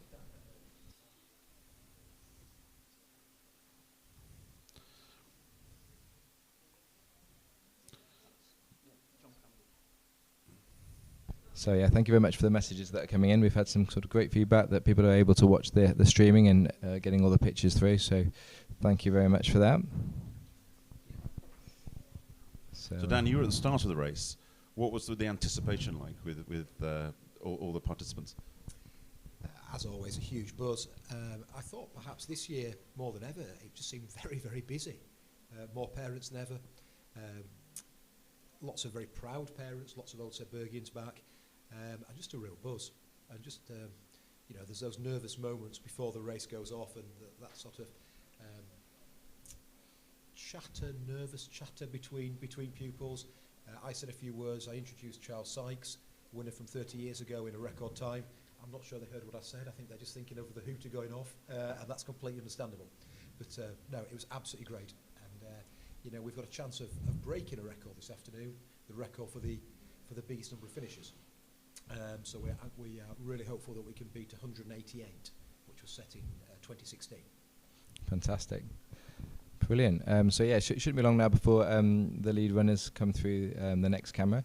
I've just had a message from a good friend of mine from Sedbergh, Rob, who's just saying that he's enjoying the commentary and the footage, and basically just to say to plug out the OS race that we have in London. So yeah, for those also big the alumni race. That's indeed, London, the alumni race at the Thames and Hare in sort of Wimbledon. So yes, a great shout out, Rob, and for those old Sedbergians out there who fancy a kind of a cross-country race over 5 miles, it's in September, and there'll be more information coming out in due course nearer to the time. So thank you very much, Rob. And Dan, one of the reasons we have so many participants is because you know, everyone has really helped each other. All the pupils have helped each other to qualify, haven't they? There's been a real great team spirit, I think. Yeah, absolutely. So we have 4 qualifiers on the 4 Wednesdays before this. In the first one, quite a number of pupils will qualify on their first attempt, but then they'll go back, and on the second, third and fourth qualifier, they will go back and help pupils from their house. And I'm sat next to John Richards here, you know, 'twas ever thus. The real tense moments come on the 4th qualifier, when there's a huge bunch from each house trying to get 1 or 2 pupils over the line. And it's very special, and I'm sure that they're pulling them up the hills and encouraging them in the best possible way. But that's what it's all about, and that's what you know, that's what Sedbergh's all about. It's a very, very special occasion. This is not just for the front runners. This is for absolutely everyone that steps up and is on that start line. Okay, here's Gunning coming through Danny Bridge. So he's looking strong, I think. Yeah, Ben, looking strong. Yeah, we just obviously the signal here is a little bit sort of patchy, I think. So hopefully we should. There we go. It's getting a bit better.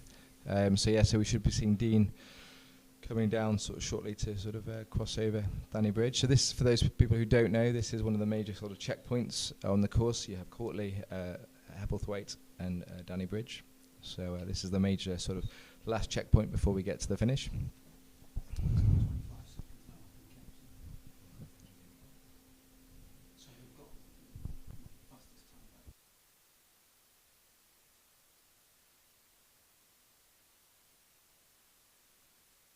I think we'll just wait here for sort of Dean to come through, then we'll try and flick back and see if we can kind of pick up the lead female runners.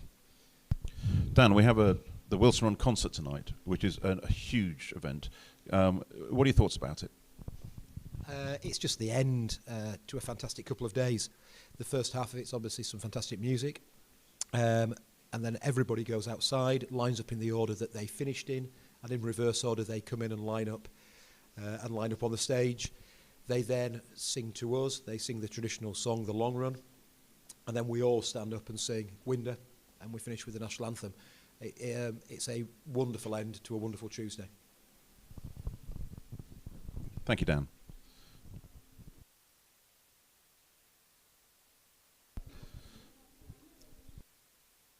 So, Ben, I think we have Dean coming through at Danny Bridge. Yeah. We just missed him, I think. Dean's coming through, and then we've got Barley coming through top of Hebblethwaite. So we're going to flick back now to there to see if we can see the runners coming through. Oh, we've just seemed to have, a signal seems to have gone a bit there. Hopefully we'll get some footage back. So for those people interested in the lead gap, the lead was 1 minute and 5 seconds between Gunning and Dean at Danny Bridge. Is that recoverable, Ben? Oh, there we go. Yep. No. Oh, sorry. In terms of the gap, sorry, I thought you meant the pitch No. quality there. No. So the pitch quality is seems like it's come back into focus. But yes. I mean, obviously, there's sort of two. That's quite. I mean, it seems quite a lot to me. But what do you think, John? Do you think that's recoverable? Yeah, definitely recoverable. In fact, I probably would go back to 2008 when Mike Murray, who won and was captain at the time, actually was in 4th place at Danny Bridge and came all the way back to win and came back in a decent time. I mean, I think in my experience, the fastest time back is around about 14.5 minutes, which is just electric. But having said that, there's, I think if he can come back in around about 17, 18 minutes, Sam Gunning, I can't see that minute being lowered any. I think if he can hold his legs together and keep going and keep his head now, I think he should look like a very strong contender for winning. But let's see. You and I always say there's a surprise in the tent. You never know. You never know. Thank you, John. Thank you, Johnny. That's great. So we just had a message from Kevin Holzbergin, who's messaging from the Swiss Alps. Just saying again, he's really loving the kind of commentary in the live stream. So that's great. So, for some Holzbergins who obviously can't make it today. Just shows the reach of our community, doesn't the global reach? Fantastic. Yeah, our friends all around the world. So thank you very much, Kevin, for getting in touch. So we're just going to see if we can kind of pick up the lead girl runners again. We're just having a bit of picture quality issues just at the top of Hebblethwaite. So we'll just see if we can sort of pick them up. I won't be a second.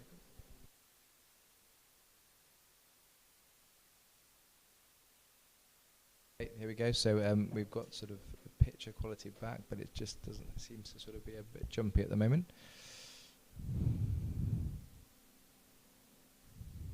There we go. That's better. So, okay, I think we believe Barley. Yeah, Barley. You can see at the bottom of the frame, the picture there. The bottom, sort of the hill, by the trees in the blue, just coming sort of coming up there behind the long grass. So that's our lead female runner. So we'll just see her coming into shot.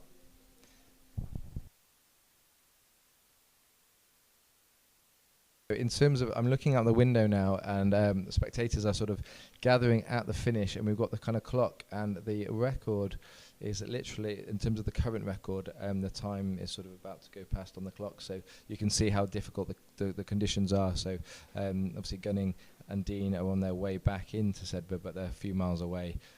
So obviously the conditions are sort of quite tough. Last year was perfect conditions, wasn't it? Yeah. Which, so the camera's just sort of the signal quality is just sort of dipping out here, but Barley has just gone through. You can sort of see it sort of frozen there on the screen there, but she's just gone through the camera there. So we will sort of move to the next camera. There we go. So we're back at Danny Bridge now. So we'll wait for the.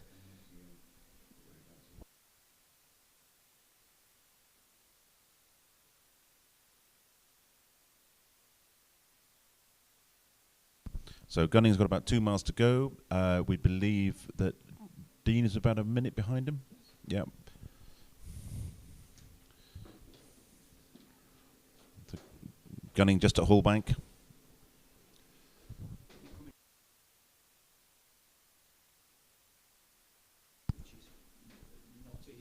So coming out of that, because it's not that steep, but I suppose after you've done all that racing, as you come back now on the road, a lot of people think it is largely downhill after the climb out of Danny. Having said that, at Hallbank there is a small climb which is a bit of a molehill. Having said that, after you've been doing that running and that race and had that pressure on you, it becomes very difficult. And then the other hill that he'll have to contend with is what's known as Puncher's Hill, named after the guy's garage at the top here, just as he'll come into the field. A very difficult hill to get up, especially if you're being chased. Right. Thank you, John. So we're now going to move to Hallbank. So we should pick up Gunning and then Dean, I think, shortly. So this is sort of about sort of a mile and a half, I'd say, to the finish. Would you say, Johnny, from Hullbank?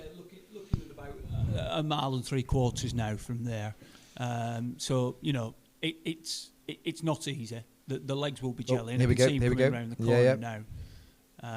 And he's taken a good line through there as well. In fact, he's taken a superb line. So whilst I wouldn't advocate going across the road, he's doing it very well. And actually, he looks very strong. Arms are moving well, legs are moving well. Yeah, he looks very strong.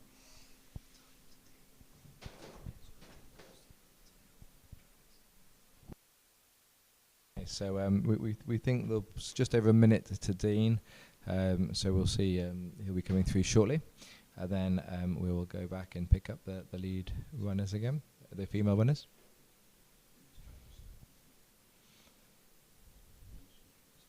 So out my window, there we are, more and more people kind of coming together at the finish. So it's looking like a great atmosphere is building. So we'll be able to capture that shortly as well with our cameras that are on Lupton Field.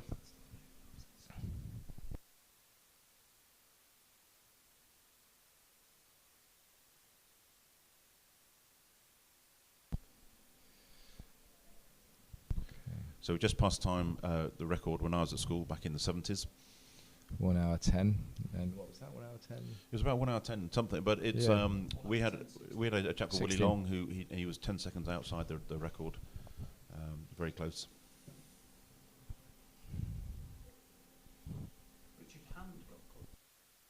I remember Richard. Was it Richard? Yeah, Richard. Yeah, Hand, Richard yeah. Hand, very good runner, very good runner. Got very close, And and, he still is a very good runner Well, to this day. I was going to say that he continued running for the old Biggins. A lovely runner, actually. Great action, great Who start. we got here? So that's the next one is coming through. Just it looks like it's Dean, I think. Yeah, it looks like Dean's now coming through in second. So here's Dean. So we're just sort of looking about sort of just close to 2 minutes, I think there. 1 minute 50, the gap there.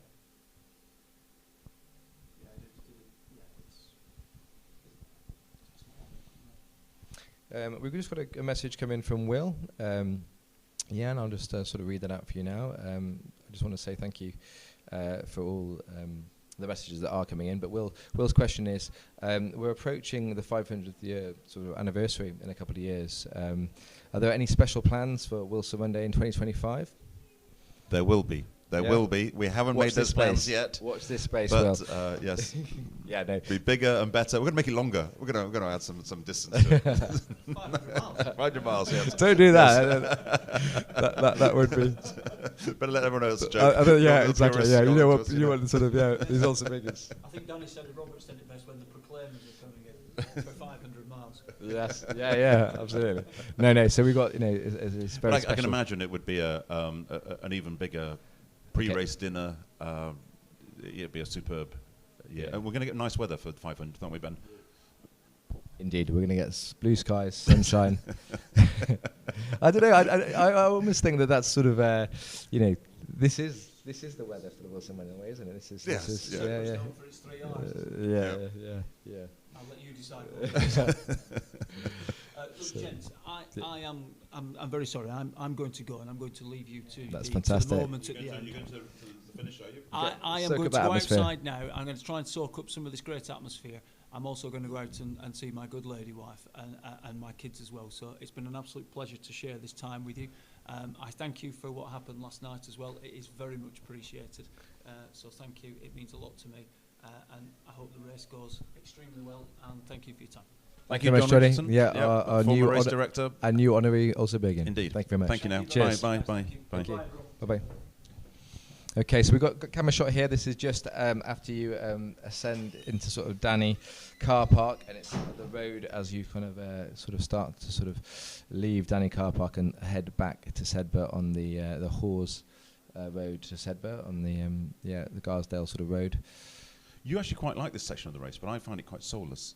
Yeah, I mean, I used to love just road section, sort of the sort of flat terrain, and like say you've got a descent all the way down to Settlebeck Bridge into Sedbergh. So yeah, it's quite as long as your legs are feeling okay, you can really kind of kick on here.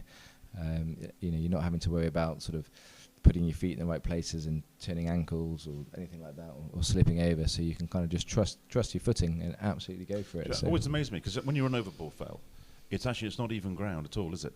No, not so at all. I'm surprised you don't get more twisted ankles. That's it. So you've got this sort of spongy sort of reedy grass, which is very sort of hard.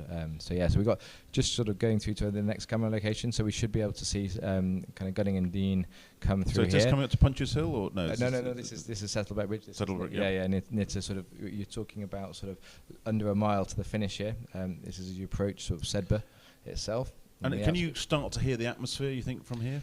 You start to sort of see more and more people. So Yeah. the spectators really build up from this point all the way down, sort of all the way up, rather, sort of to Back Lane. What was your feeling when you won the race? I mean, did you sort of feel this great sense of elation from here, or at a point, there must have been a point when you thought, I'm going to win it? Yeah. I mean, it was tough. I mean, like, obviously, I had a great competitor in terms of Stu, who was a good friend of mine. He's a good friend of mine, rather. But obviously, back then, a good competitor as well. So, I was just, sort of at this point. We've got Gunning in the distance there. Yeah, this is Gunning coming to thing. Yeah, so Gunning's coming to shot now. But yeah, no, it was a tough race, and Stu was a great competitor, and by this point, as we can see with Gunning, normally the field is you're locked into your place more often than not. So you sort of, as long as you can kind of keep it going, which I'm sure Gunning is going to do here. He's looking strong. Yep. You should be okay. But yeah, so in terms of answering your question, I had a 3-year crack actually, the Wilson run. So 2000, as we mentioned, didn't quite go to plan, and then 2001 was cancelled due to foot and mouth. So for me, it really was that what relief. Did you feel about that? You must have felt bad about that. Yeah, it was gutting. I was Joe and I were running really well together, and it would have been a great race. And just that's one of those things. It's a bit like kind of COVID. Obviously, it was cancelled in 2020. And that's just how the cookie crumbles, I suppose. But so for me it was great relief when I crossed that line and finally sort of ticked that box that I wanted to achieve in terms of winning the Wilson Run.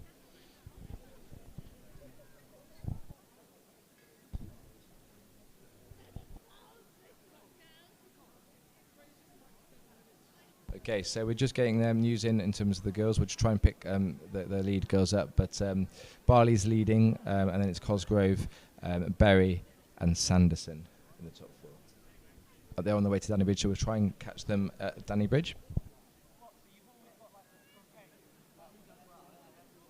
Okay, so we'll try and pick up the runners in a second. We're just switching over. Here we go.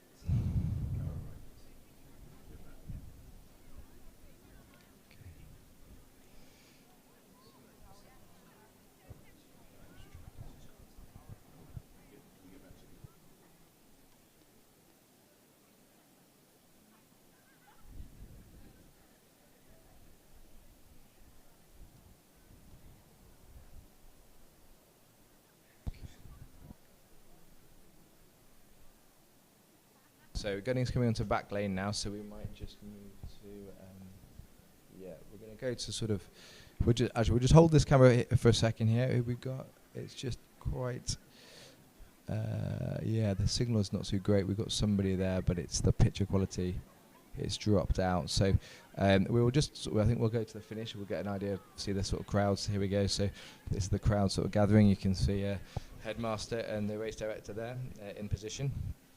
So it won't be long now until Gunning enters onto Lupton Field. I believe he's just come on. Yep, he's arrived out the window. So we are moments away from Gunning crossing the line.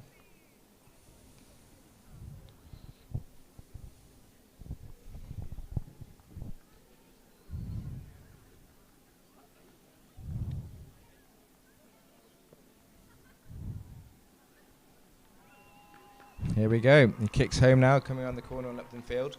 This is the new finish, so this would be sort of it's been on this sort of finish line now for the last few years due to COVID. The bagpipers in the background there, creating that extra atmosphere. There we go.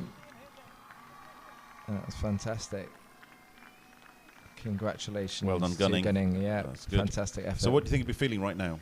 Just relief, I think. I mean, Yeah. there was a lot of pressure, I think, on Gunning's shoulders over the last few days in terms of his hopes to sort of take the title of Wilson Run winner. So he'll be mightily relieved. Highland Cathedral playing in the background there. Indeed. Sounding good, as ever. So let's see if we can sort of flick back and see if we can catch the girls at Danny.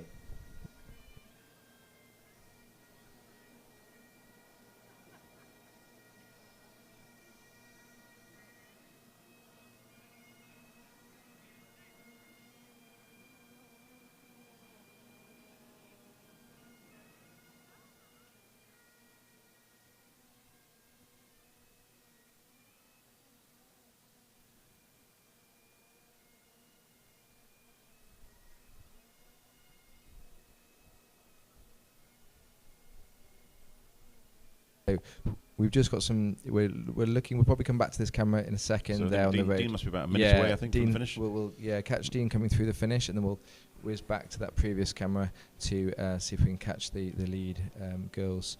Barley come through there on sort of Hall Bank.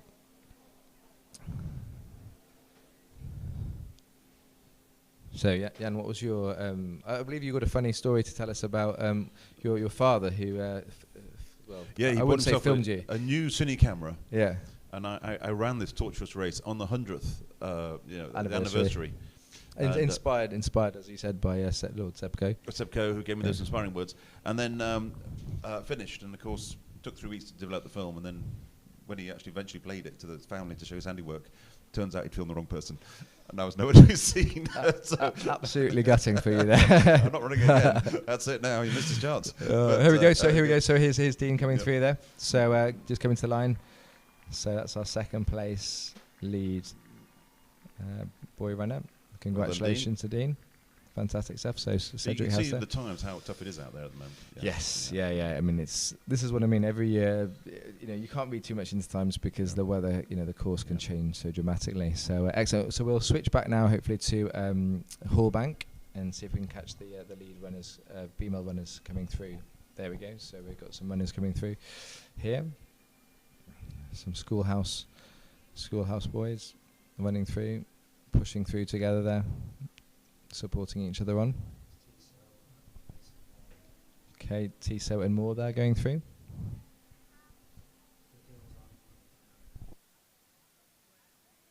We've been informed that Barley's probably about a couple of minutes away here, so we'll keep flicking between the two cameras to try and catch the motion.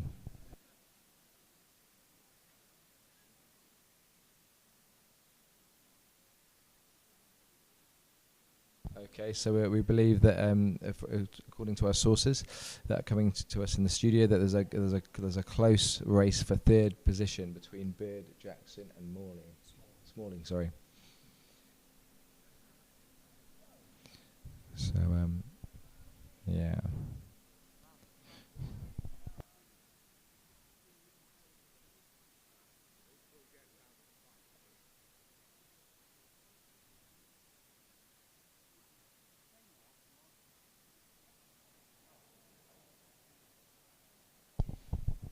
Okay, here we go. So,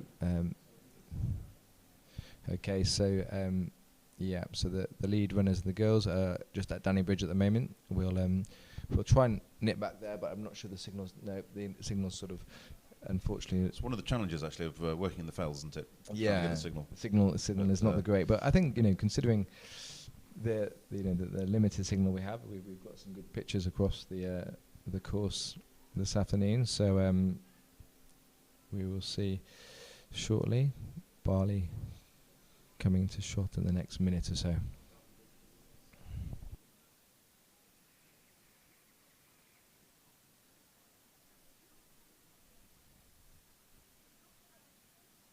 We've had another message of support from Joel in Boston.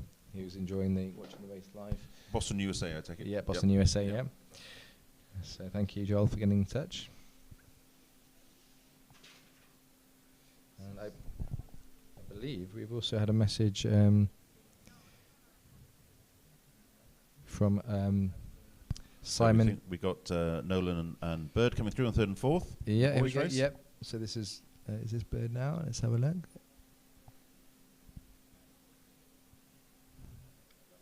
No, Nolan's coming through, and it looks like Bird's taking a different line to the corner. Is that allowed, Ben? Absolutely. Is it? That's it. You've got to pick your lines, and Okay, yeah, fair enough. that's what it's all about. Yeah, so both in the same house there. So Evans are looking quite strong, I think, for the house cup here. So we'll see how we get on.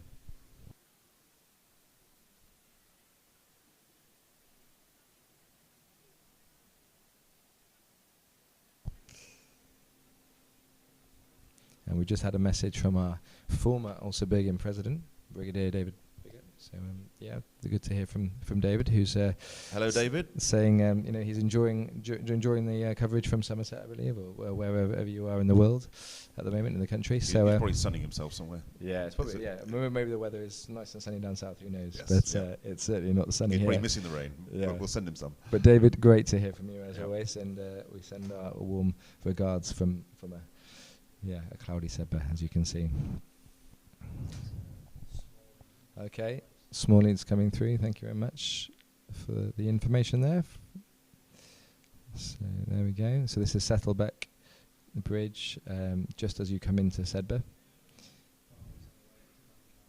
Okay.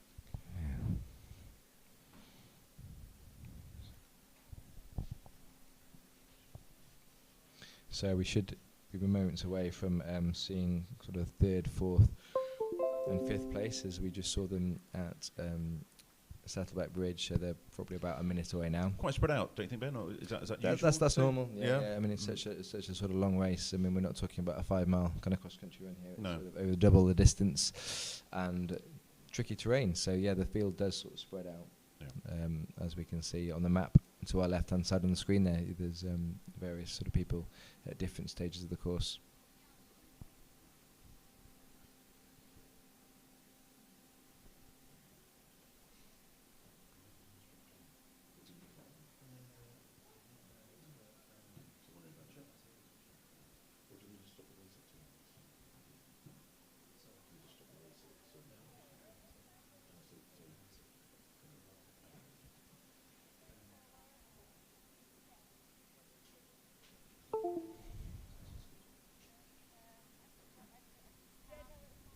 So we just had a message from Simon, also Bergen, in Thailand, not far from Bangkok. So great to hear from you, Simon. I'm glad you're enjoying the live footage. And now we've got our 3rd place.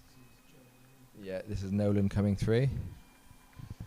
You're looking strong again. Yeah, looking strong. So 3rd place. So top 3. Well done to Nolan.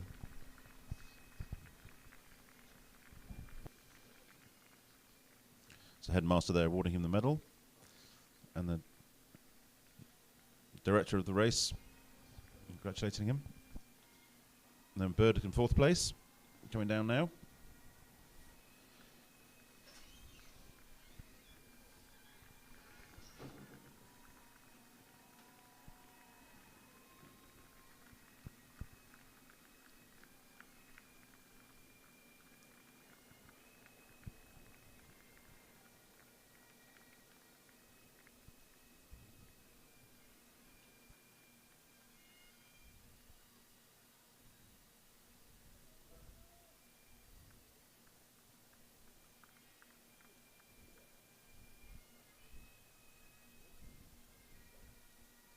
So we should be hearing shortly from kind of the sort of front runners that have finished the race. So Gunning, Dean, and Nolan. So when we get to sort of speak to the runners, we will give you the footage and hear their thoughts of how the race developed. And you think, Ben, that was pretty much what we were expecting in terms of the first 4? Yeah, I think so. They're sort of It's I don't think there's any sort of big surprises there. And this is Smalling's coming through. So and we mentioned before about jackets, didn't we? So Small he's sort of kept his jacket on through the whole way. So I was expecting sort of people to sort of lose those as the race developed, just due to sort of getting hot and warm. But yeah, he's obviously kept it on.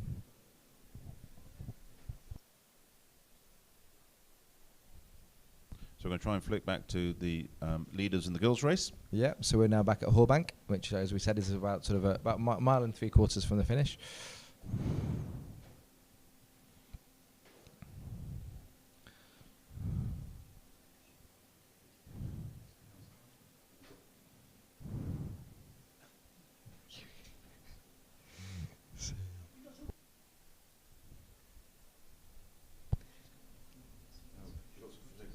Oh, some great footage here, some more drone footage.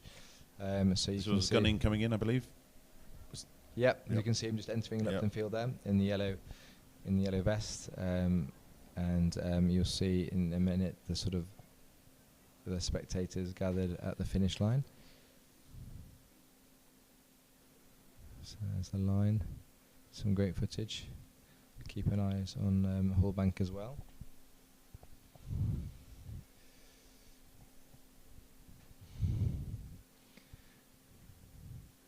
And here we go. So as they approach the finish.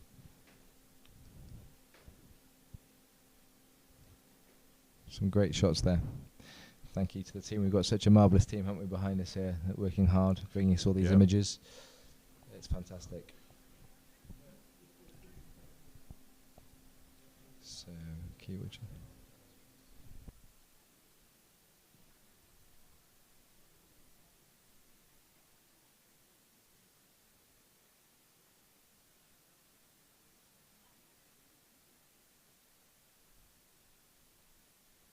So in the girls' race, we've got Barley, Cosgrove, Sanderson, and then Bury. But Bury's dropped back a bit, I believe. So we're expecting them to come round Hallbank any minute, I think. Yes, Barley should be coming to shortly. I believe Bury has been struggling with a bit of an injury, hasn't she? So the reigning champion is, obviously, it was very doubtful. Do you when think she your was even motivation racing. changes though once you've won the race once? Do you think, that takes an edge off maybe? I don't think so. No. No. I mean, if you look at the sort of history of the race, there's many back-to-back winners, and I think if anything, you have that extra confidence. You've got that extra sort of knowledge of the race. So no, it's individual to individual, really, isn't it? So I Bury's a very good runner, and she has been. And comes from a struggling. great running background. Yes, indeed. But yes, she has been struggling with. But well various done injuries. for then taking part, really. Yes, Yeah. indeed.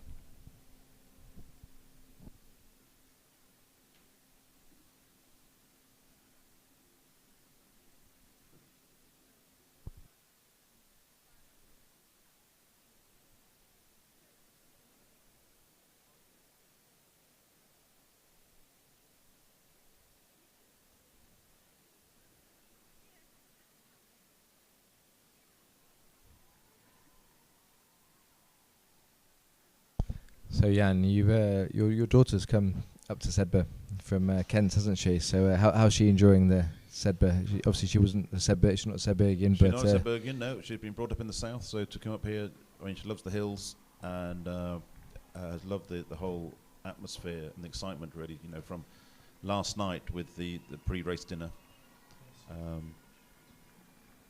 So sorry, we've just got somebody coming in now. Who's that? We've got. Yes. We've got Tiso and Mora. Tiso and Mora just crossing the line. Well done to you both.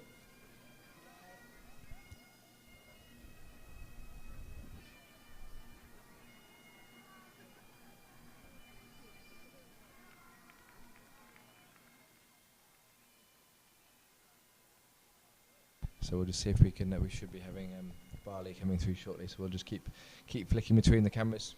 But you're asking about, my daughter thinks what she thought of it. As a sort of relative outsider, quite an experience. And, and I would say, anybody who wants to sort of come here, come to the dinner night before, great atmosphere, and come and enjoy just the whole day. It's just a fantastic event, isn't it? Yeah. So just a little bit of a plug for the OS community that you probably sort of receive an email shortly, but in the previous communications we have got a OS social event in Putney on Thursday night. So the Spotted Horse, where you can meet two celebrities who commentate for a living. So yeah, that'd be great to see. Well, much better in the flesh. Our London-based OS come along and see us there, but. It looks like it should be a great evening. There we go, some more runners coming through. So, as I mentioned before, a mile and 3/4 or so to go, just less than a mile and 3/4. And I believe out my window I can see Gunning is being interviewed by our team. So it'd be great to sort of hear his thoughts shortly. So we'll get that footage as soon as we can. Here we go. So here's Barley. The lead girl runner is now in shot. So. Yeah, Cosgrove is right behind her here. Cosgrove has now taken the lead. So it looks like Barley is sort of struggling a little bit there. She's just run out of energy now. Looks like she's got. Oh dear. Hope she's okay. Yeah, it looks like it could Maybe be a bit of cramp. As we mentioned before there. So like I say, this is the heartbreaking moment in some ways where you know I've been through it myself. Back in 2000. Can you recover from that? Really? It's just very hard. Like I said, I was actually quite fortunate that when I got cramp in 2000, it was coming off to help her. And then I was able to sort of shake it off once I got back up from Danny car park, and I was able to maintain a good pace. But like I say, cramp, you just can't predict what it's going to do and how quickly you can sort of shake it off, or if indeed you can shake it off. It was a valiant attempt, and she led all the way around. Oh, absolutely. Yeah. I mean, at this point, we're talking about pretty much nearly 10 miles, so you were a long way in. So close and yet so far. Yeah. So I think we'll pop now. Cosgrove's now in the lead, though. Then I think. No. Cosgrove second. Barley's in the lead. No, Barley's no. Oh yes, sorry. Thank you, Ben. Absolutely right. Sorry. My maths is working. Yeah, indeed. Yeah. Absolutely. So Cosgrove is in the lead. Absolutely. Yeah. So Sanderson. Well, Sanderson's third. Yes.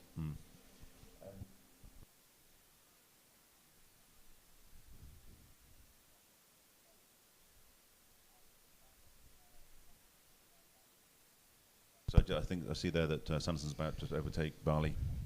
Yeah.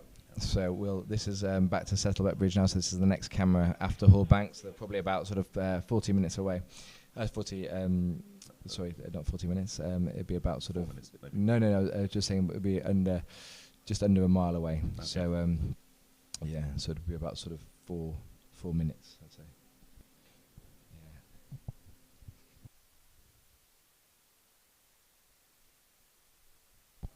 So at the moment we've got Cosgrove is the female leader.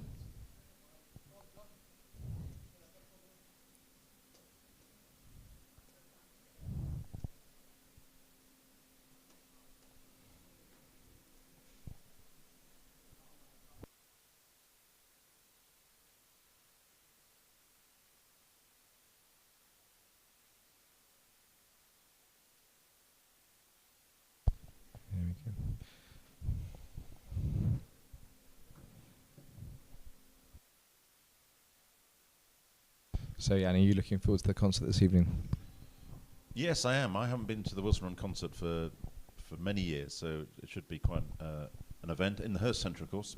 Yes, and that's due to kind of the numbers now at the school. We've got kind of good numbers in the school. So Paul Hall, where it used to be held, capacity-wise, so the Hearst Centre allows more people to be in there. So it's a great venue. And okay.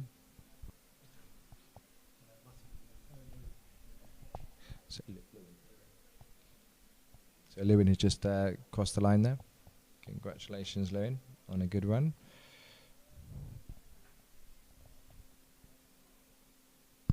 So the runners are starting to come in now.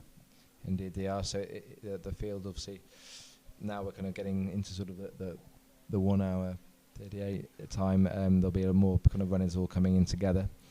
So Corrigan and Hatton have just come through. Well done to them both. So we will just now flick back to our camera at Settleback and see what the action's happening there. Great. So it shouldn't be long before our lead female winner, Cosgrove, will be coming through.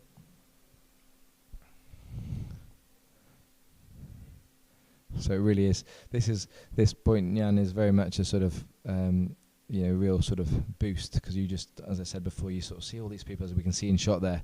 There's honorary Elsa Biggins there, ex-members of staff, friends, parents, all sort of cheering you on as you reach. It does make quite a difference, doesn't it? Oh, absolutely. Yeah, you start to get that buzz, and you start to sort of just think about the finish, and it's a bit of a massive sort of pick me up on this bit. So yeah, it's great to see.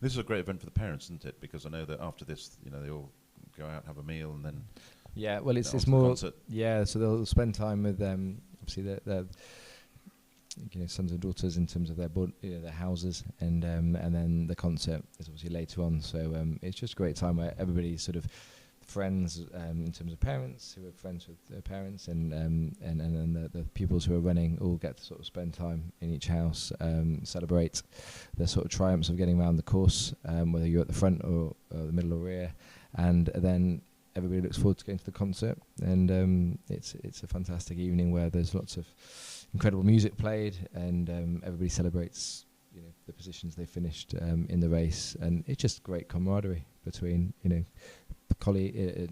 sort of friends in the houses, and also sort of staff in the marshals. And let's not sort of forget, as we heard at the start of the race in the pre-show build-up, that this is a massive sort of logistical sort of undertaking to get this race. And I saw Simon Beaufoy was back earlier.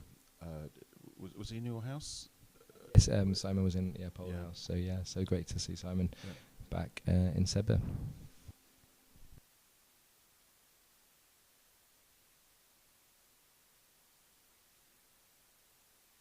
So Cosgrove should be coming into shot shortly.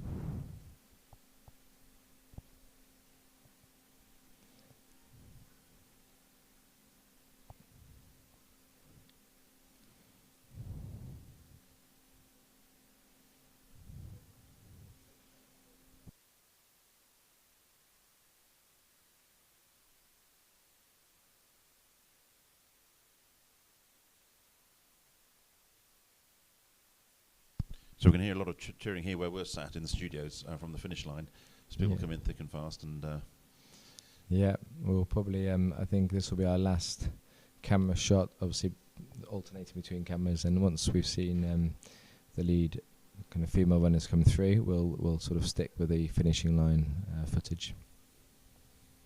Here we go. Here's Cosgrove, our lead female runner, coming towards Settleback Bridge.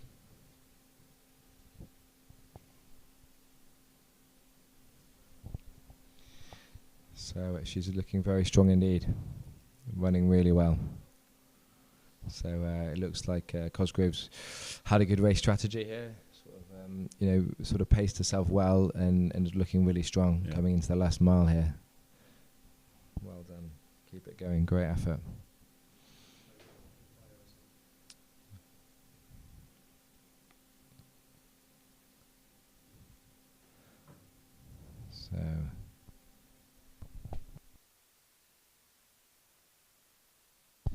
So Sanderson's our sort of second place female runner, girl runner, and she should be only sort of we believe about a minute. So what's a good time for the girls' race?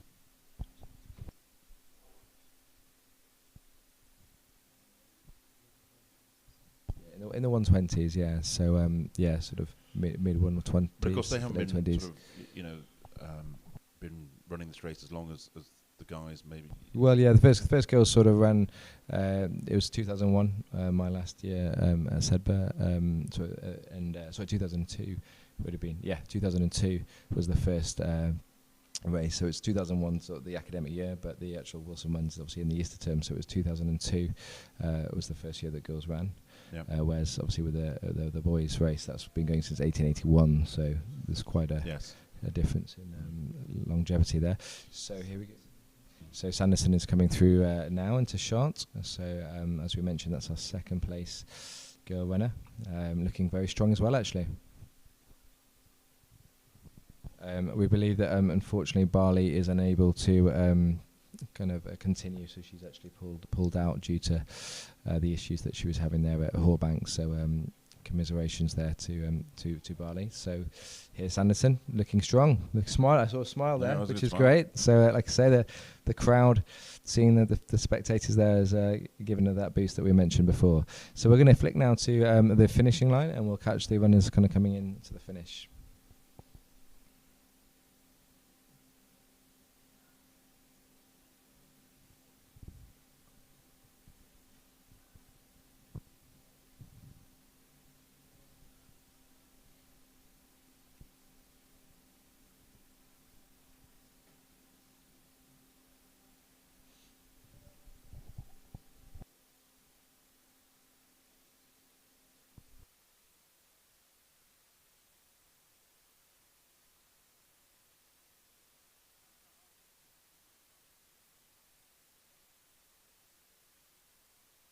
Okay, so Blunk's just crossed the line. Great effort from Blunk.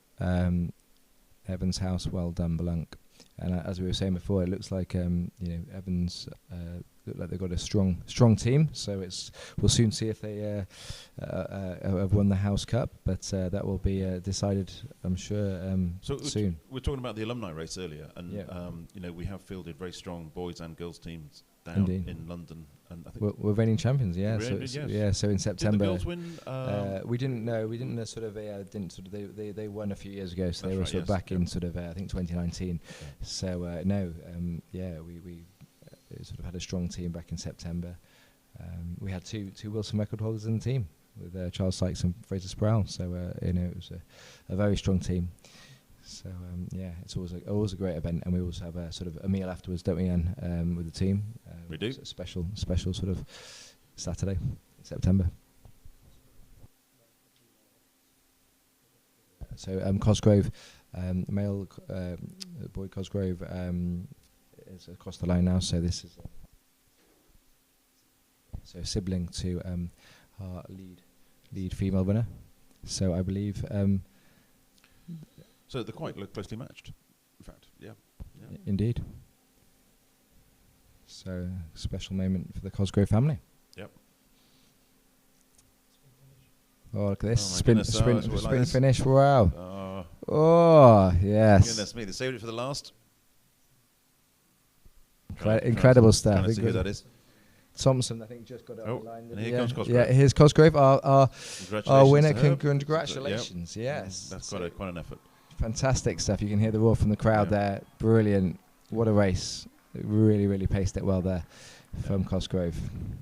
So that's our first, the girl winner of the Wilson Run at 2023. Cosgrove getting a hug there from house mistress there. It's 14. Broderick is just coming over the line now for Windhouse. Well done. I really think that was a fantastic race there from Cosgrove. Really sort of paced herself well, looking very strong, wasn't she, there as she crossed the line. So it shouldn't be long before Sanderson will be coming into shot for the second place girl finisher.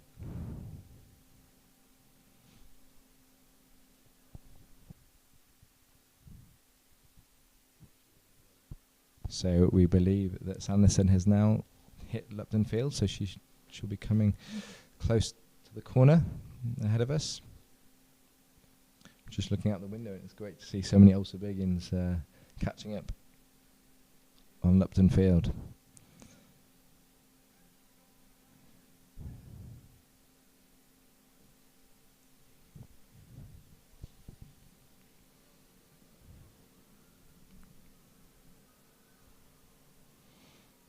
Here we go. So Sanderson's coming to shot now, looking very strong, coming down the finishing line. Crowd applauding her for all her efforts. Fantastic. We saw that smile, didn't we, at Saddleback? I think there'll be a bigger smile now as she crosses the line. Well done. Fantastic stuff. She gets her medal from the headmaster. Good result. And race director Richard Wells there. And there's Cosgrove and Sanderson exchanging words.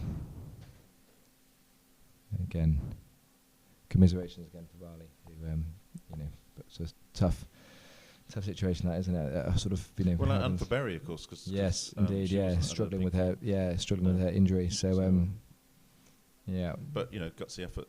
all Absolutely, round, really. that's it. Yep. Yeah. As I said, it's just a long race, so you've really got to make sure everything sort of goes to plan and your body's kind of working to maximum capacity. Harrington there just for pole house, crossing the line. Well done to Harrington. So we will just keep with this camera angle now, and we'll see everybody through to the finish. Our coverage will be going on for about sort of 20 minutes in terms of commentary, but the live feed will kind of continue with everybody kind of coming across the field. But we're just waiting as well for our third place kind of girl runner. So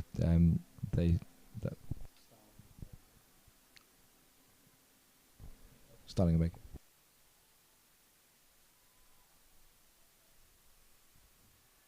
Oh, here we go. So here is Berry crossing the line. Fantastic effort there. We mentioned that Berry was sort of struggling with an injury.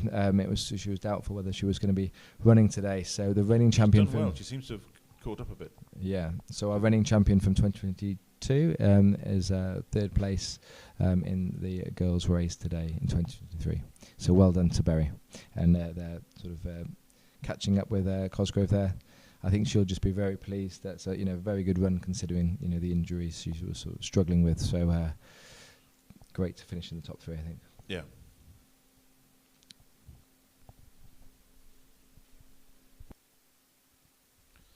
And I should have a very proud dad there today. And granddad.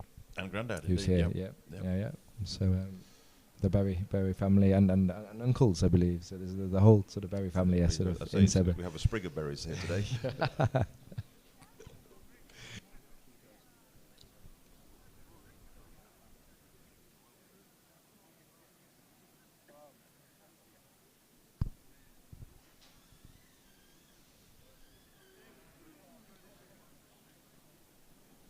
So Ben, what are the after effects of doing this race and putting your all into it?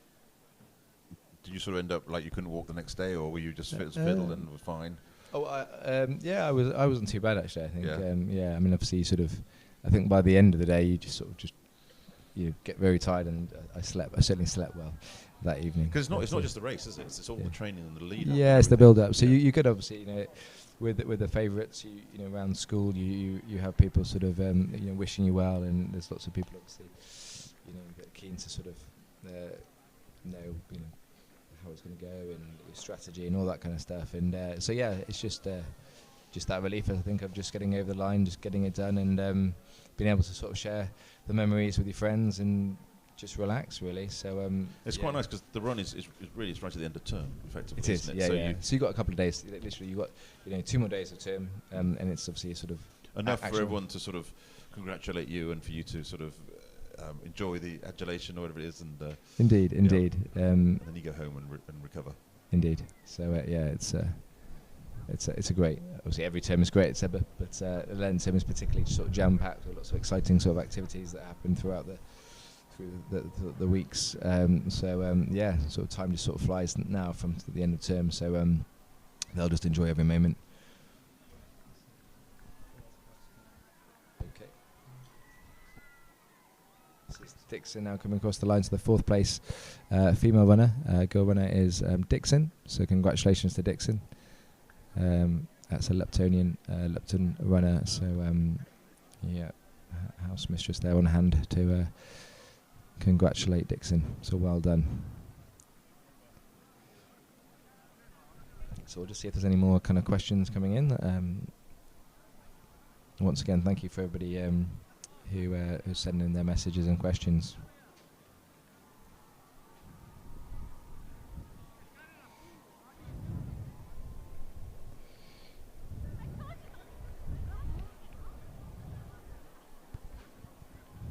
I've got two sprinters here.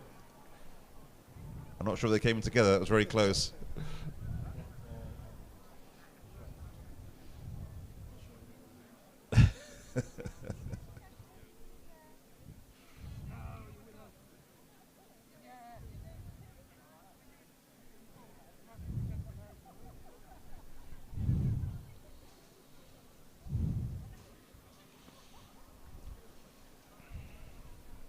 So Ben, we've had people here of all ages this couple of days, haven't we? You In know, terms of also beginners joining us, yeah, absolutely. somebody Well, who's we've nearly got 100.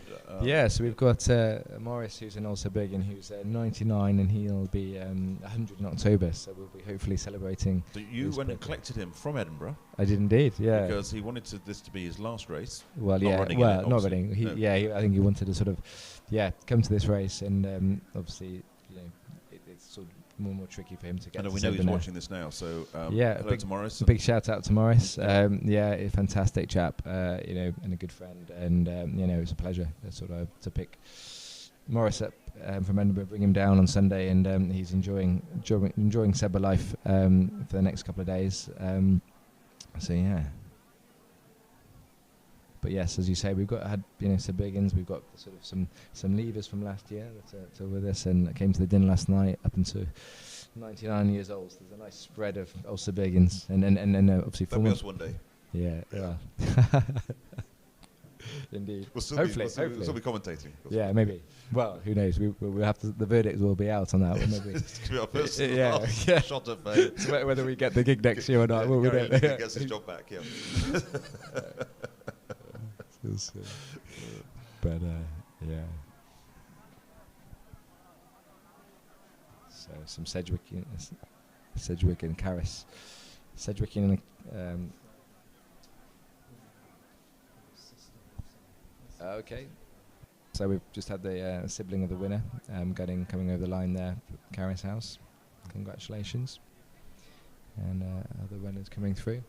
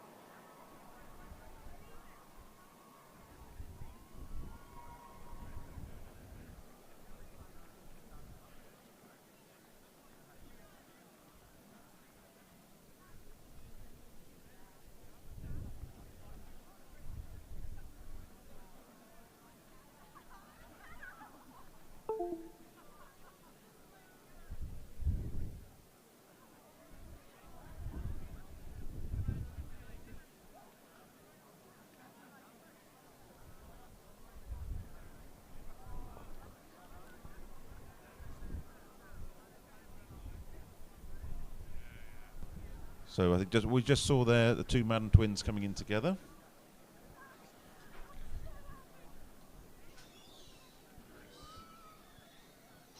Roz coming in there. Getting quite dark outside, quite stormy.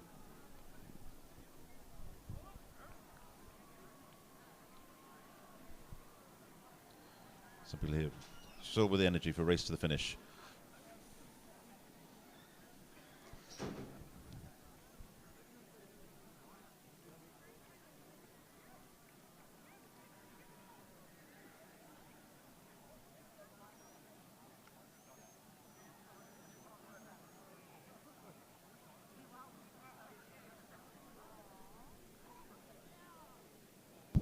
Okay, now I think we've got some footage from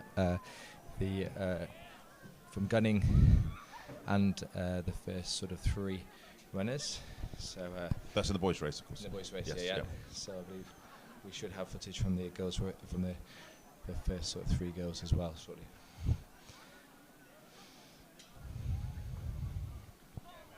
Awesome. So I'm at the finish line with first place. Just let the viewers know at home, how did it feel finishing that line, first place? It was pretty ecstatic, really. I've been looking forward to this race and training for it for a few years now, so it's nice to have it all over and done with. What was your first thought when you crossed that line? Just relief, really. Just happiness, it's over, it's done. I don't have to run anymore. Amazing. So the conditions today have been pretty dreadful, and going into this race it's been pretty awful. In the stream we've been talking about the weather. What was the conditions out there for you running? They were pretty awful for the whole course, really. As soon as we got off the road, the first descent into Thrush Gill was basically a ski slope, and then from there it just sort of got worse throughout the race. Bore Fell was just like a massive bog. Legs just felt like lead trying to drag them through that, so yeah, that was pretty horrible. Before Brian's bog, my full right leg was in, like, under mud. It was horrible, but we got through it. Amazing, a proper wet and muddy Wilson run. And just finally, what was the support like out there on the course as the weather's been miserable? What could you say to all the supporters? Oh, it's incredible. Thank you so much. Especially the people who've been properly out on Bore Fell. There are plenty of people out there, like juniors and parents and stuff, all the way out in the freezing cold, as well as the marshals who've been just massively supportive and helpful. So. Amazing, and massive congratulations, and go and enjoy yourself. Thank you. Thanks very much. Cheers. Okay, so I'm here now with second place. How did it feel crossing the line? It felt good, just to finish the race, because I was very tired near the end there, but yeah, it's good. Yeah, and was there lots of spectators out there today? Yeah, on Green Hill, like the whole school was watching, and then there's loads of other places where spectators were. On the road back, there's lots, like cars coming past and stuff, so yeah, it's good.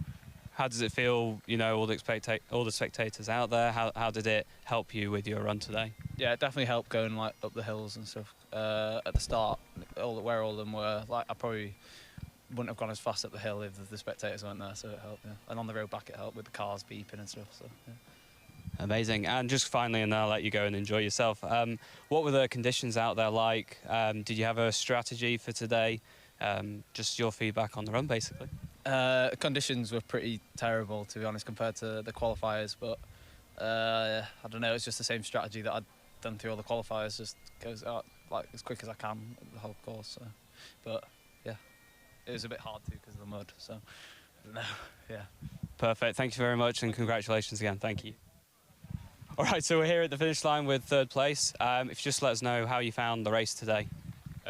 Just horrible, to be honest, absolutely horrible. It's so wet, boggy, and just really tough all the way around. Were there lots of spectators out there on the course today? Yeah, super busy. I didn't think there'd really be that many people out with how bad the weather was, but yeah, it was buzzing all the way around. Amazing. How did that, having so many spectators out there, how did that make you feel during your race? Was it helping you get through it all?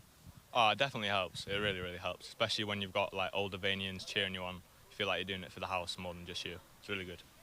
Amazing. And finally, and I'll let you go and warm up because you look freezing cold, and don't blame you. What were the conditions like out there? It's like, we know it's been raining, it's not ideal. How did you find the course? Just like a mud bath, to be honest. Muddy everywhere, absolutely everywhere. Just mud and mud and mud. That was it. Amazing. Thanks so much. And again, congratulations. Great. Awesome. Thank you. Okay, there's some fantastic sort of interviews and great to get an insight in terms of the top three boy runners there. As Gunning said and Co, that the course was obviously extremely boggy, and we were talking about the times earlier that that's obviously sort of had a big effect. But almost time doesn't matter, does it? Not at all. Like I said, you can't. Every year is very different, and the amount of water and wind really does sort of change. So the course. We're going to catch up with the girls in a few minutes when we. Yeah. So it looks like we're sort of in the team are ready to sort of do the top three female finishers. So as soon as we get that footage, we will obviously sort of get that online, and people can hear from the top three girls. And a big thank you to Shockwave Digital, who've come up from Cardiff to support us to do all the technology, which has been brilliant, and it's worked. We're really delighted with that, and so bigger and better next year, and of course we hope everyone dials in next year from around the world as they have with this year.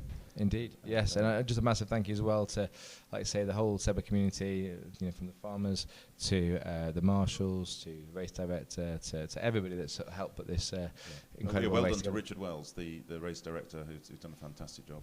Indeed. It's been a fantastic race. So we're going to sign off, but the live streaming will continue.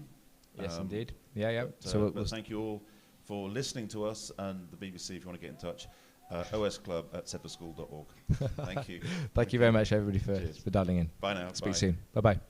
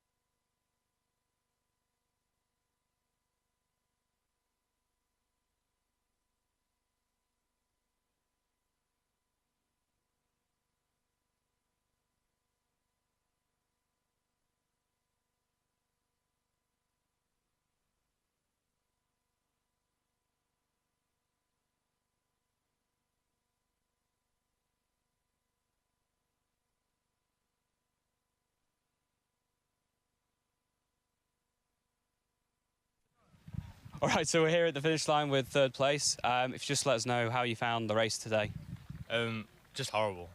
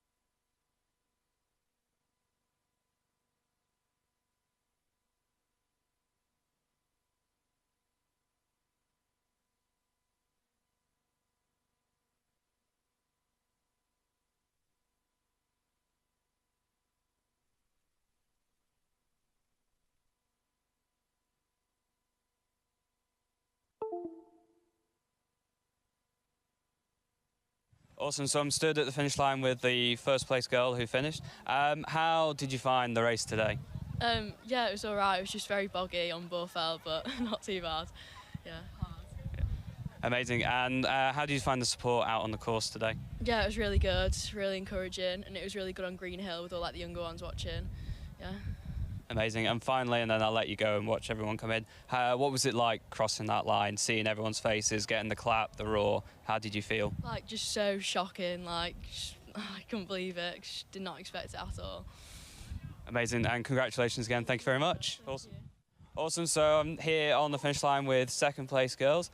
Just let us know how you found it today. The conditions were really hard because it was really boggy and everything, but I just tried hard and kept going. Amazing. And how did you feel when you crossed that line, seeing everyone's faces? Are your parents here today? Did you get to go and see them? Yeah, all my family's here. I was really happy and pleased to see everyone.